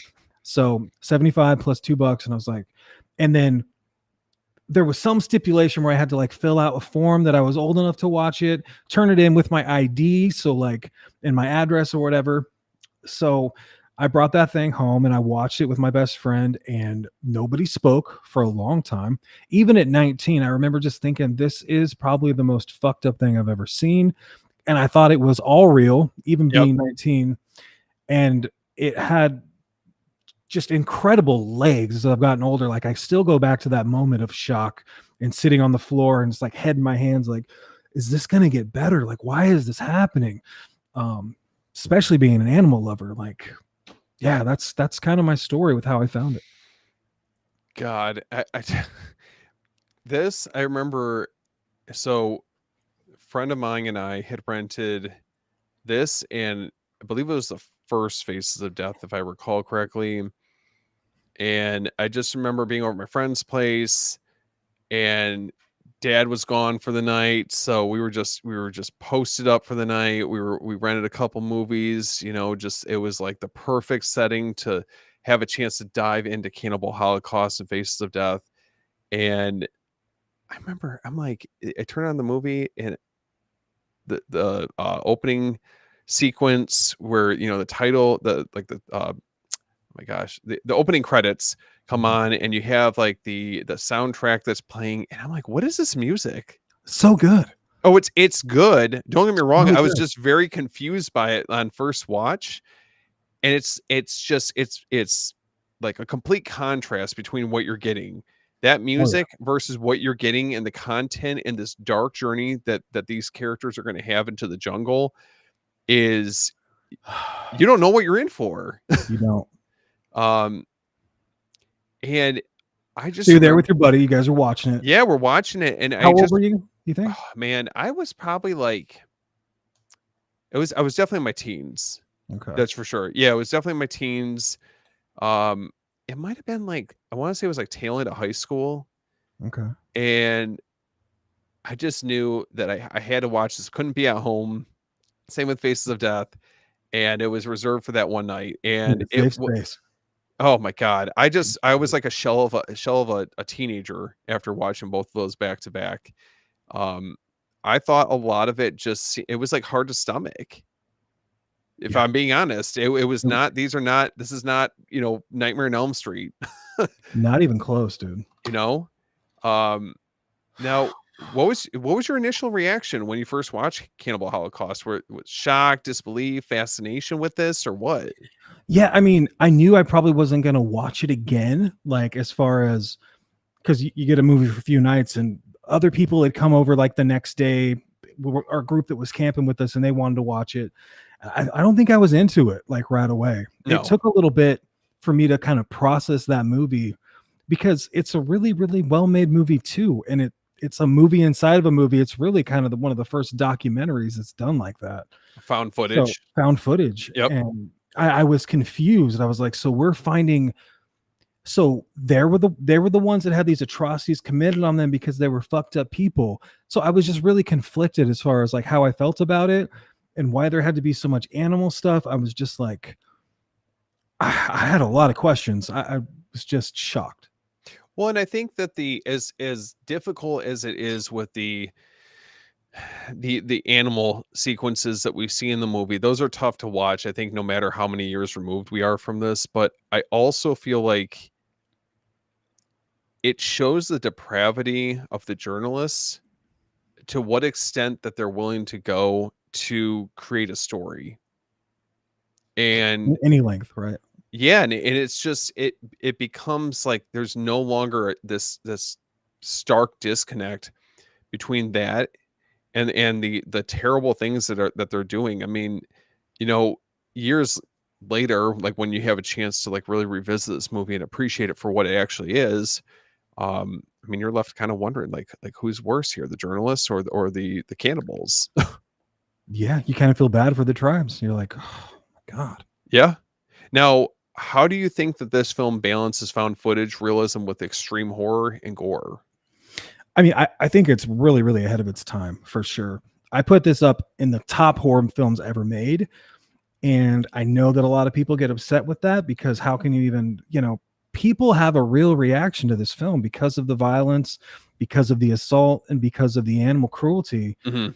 And I think that was the intention. Movies aren't supposed to be safe. So No. this one shocks you with gore, shocks you what people are capable of, and then it, you just feel it's just gutted afterward. Like it's a really smart movie, just the way they wrap up the found footage with the realism. And then when you're in real time, you're going back, you're at a court table, you're kind of trying to like process what happened. And then you're back in the jungle and you're like, I hope they don't do, oh, they're doing this again. Mhm.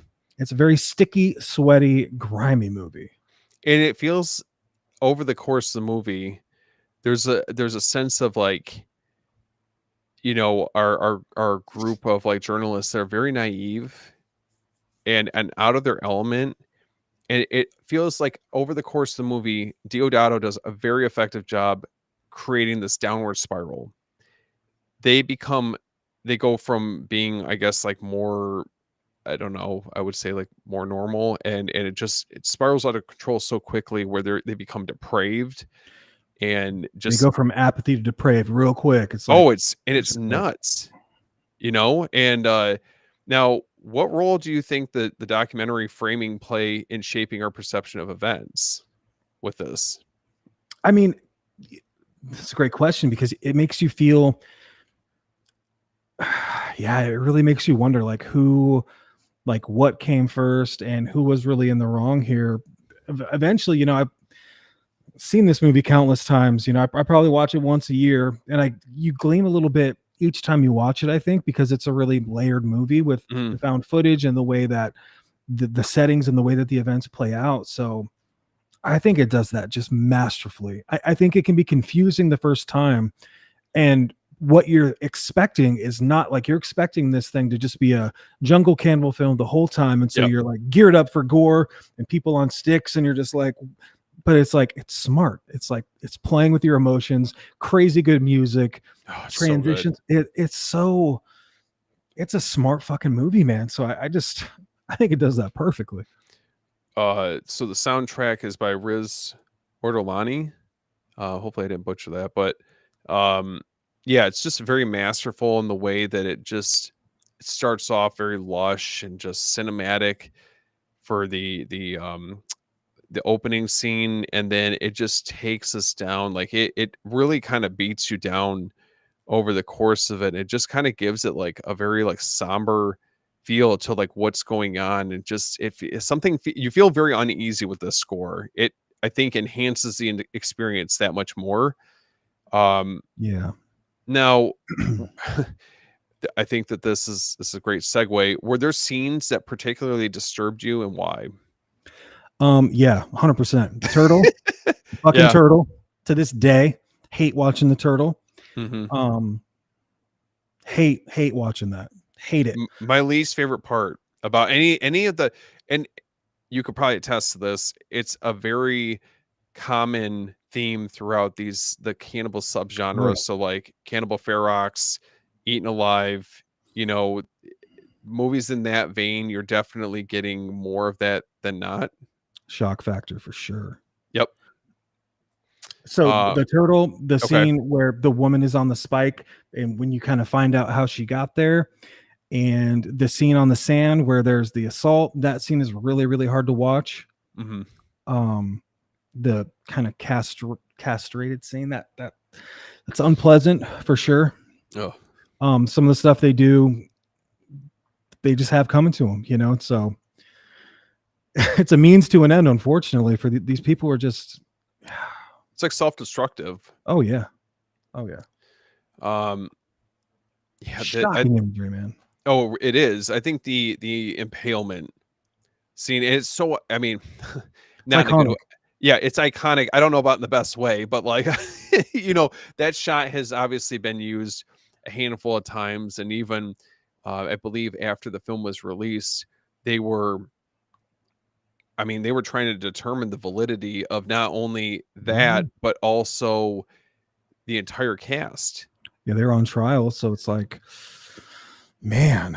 And then the clause where they can't even talk about the movie or show up, so it's like they're missing. You know, Oh, I think genius.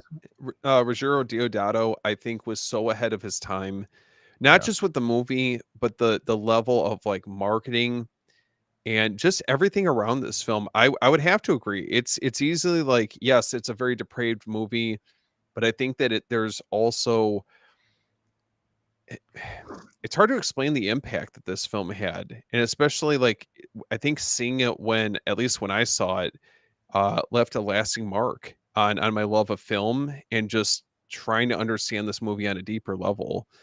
Um, Now, if you saw this film on a VHS shelf in the, let's just say, like the 80s or 90s, would you have rented it or been too intimidated? I guess it probably would have been most likely the 90s when discovering this. Yeah. So It's funny, Cannibal Holocaust, like the title is right on the nose. It is exactly what you think it's going to be. Some movies just Texas Chainsaw Massacre, perfect branding, right? Yep. Saw, perfect branding. Yeah. Cannibal Holocaust is perfectly branded, and that cover photo with that girl on the spike, I mean, it felt forbidden. Like you can't rent this movie. Something bad is going to happen. Like I was so drawn to it. I could just never find it. So it was always checked out. But it has a lot of legs as far as its culture and culture is the wrong term, but the, the The impact, reputation. I the mean, impact it the had. impact. Yep. Thank you. Um, 100%, man. Now, how did the cover art, speaking of which, and the band reputation influence your curiosity? Um, well, it was the first time I think I remember seeing like the blood font, kind of dripping in a horror font, which I really Mhm. was a big fan of. And I'll pull out the reversible cover here that I remember seeing. Pretty sure I can show this. Let's Like see. that image. Let me do this right here. Yes, that's the one. It was so. It just felt like I felt like something bad was going to happen. Very intimidating. Huge, huge fan. Like, What's up, Steven? Thanks for joining us. what's up, dude? Yeah, it's talk about And this the is a safe space, man. It's cool that we can talk Cannibal Holocaust as fans of the movie. oh, So, absolutely. so many people, they just either because of the violence or the cruelty, they won't give it a chance. And it's not going to be for everyone. This is not a Thanksgiving meal deal here. You want to watch this with the right kind of people, but No, because I believe on 88 Films you can also, I think you can watch it without yeah, there's a the. pita cut. Yes. So if that's not, I don't think that that's anyone's thing.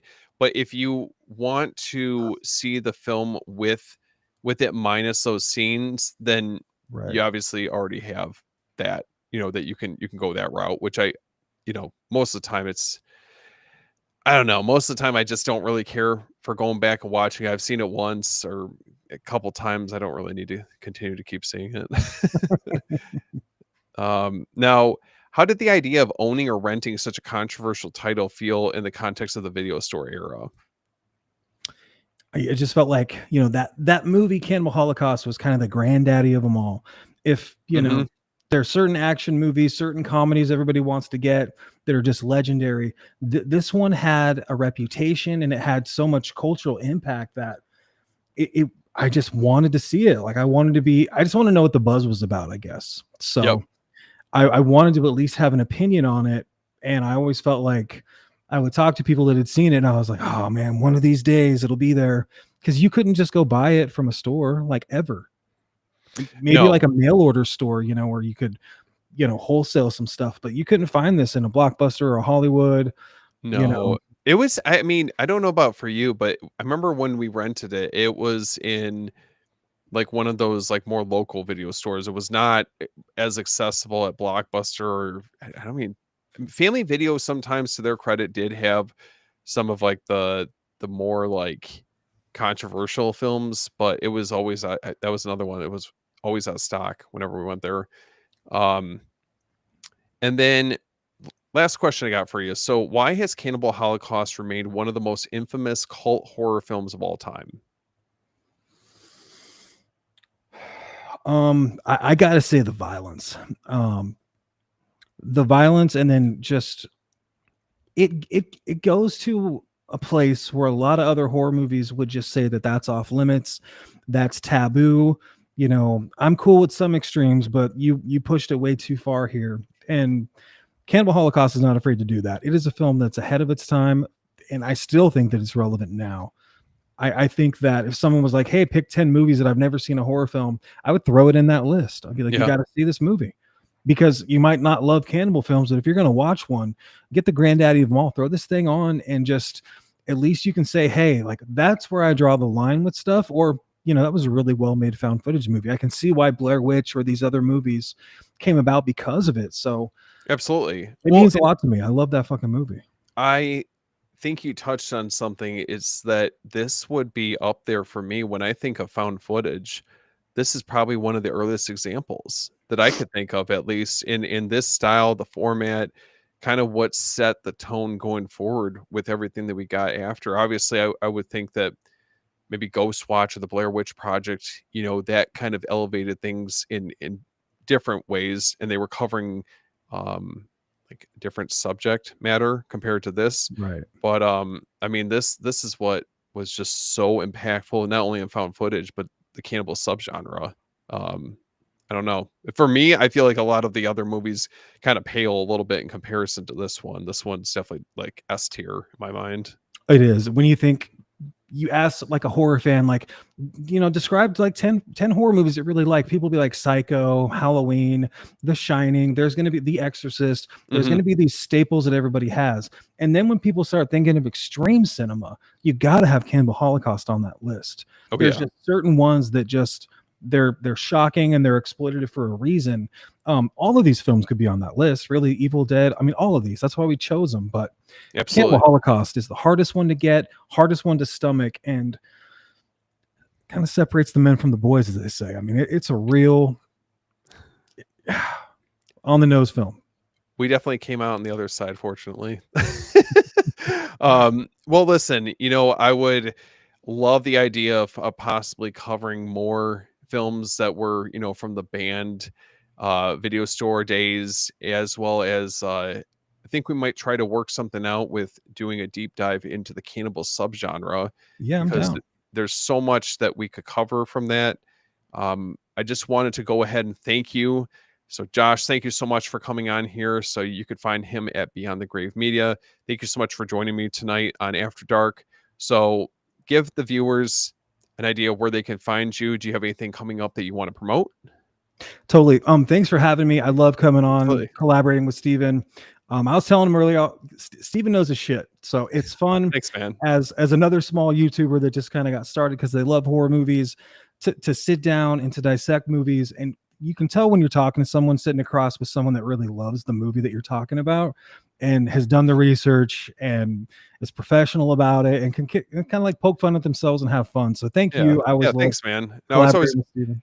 it's always a good time. Listen, if I can, if one thing I can take away from our Jaws franchise deep dive, I try to put a positive spin on Jaws: Revenge for in your honor.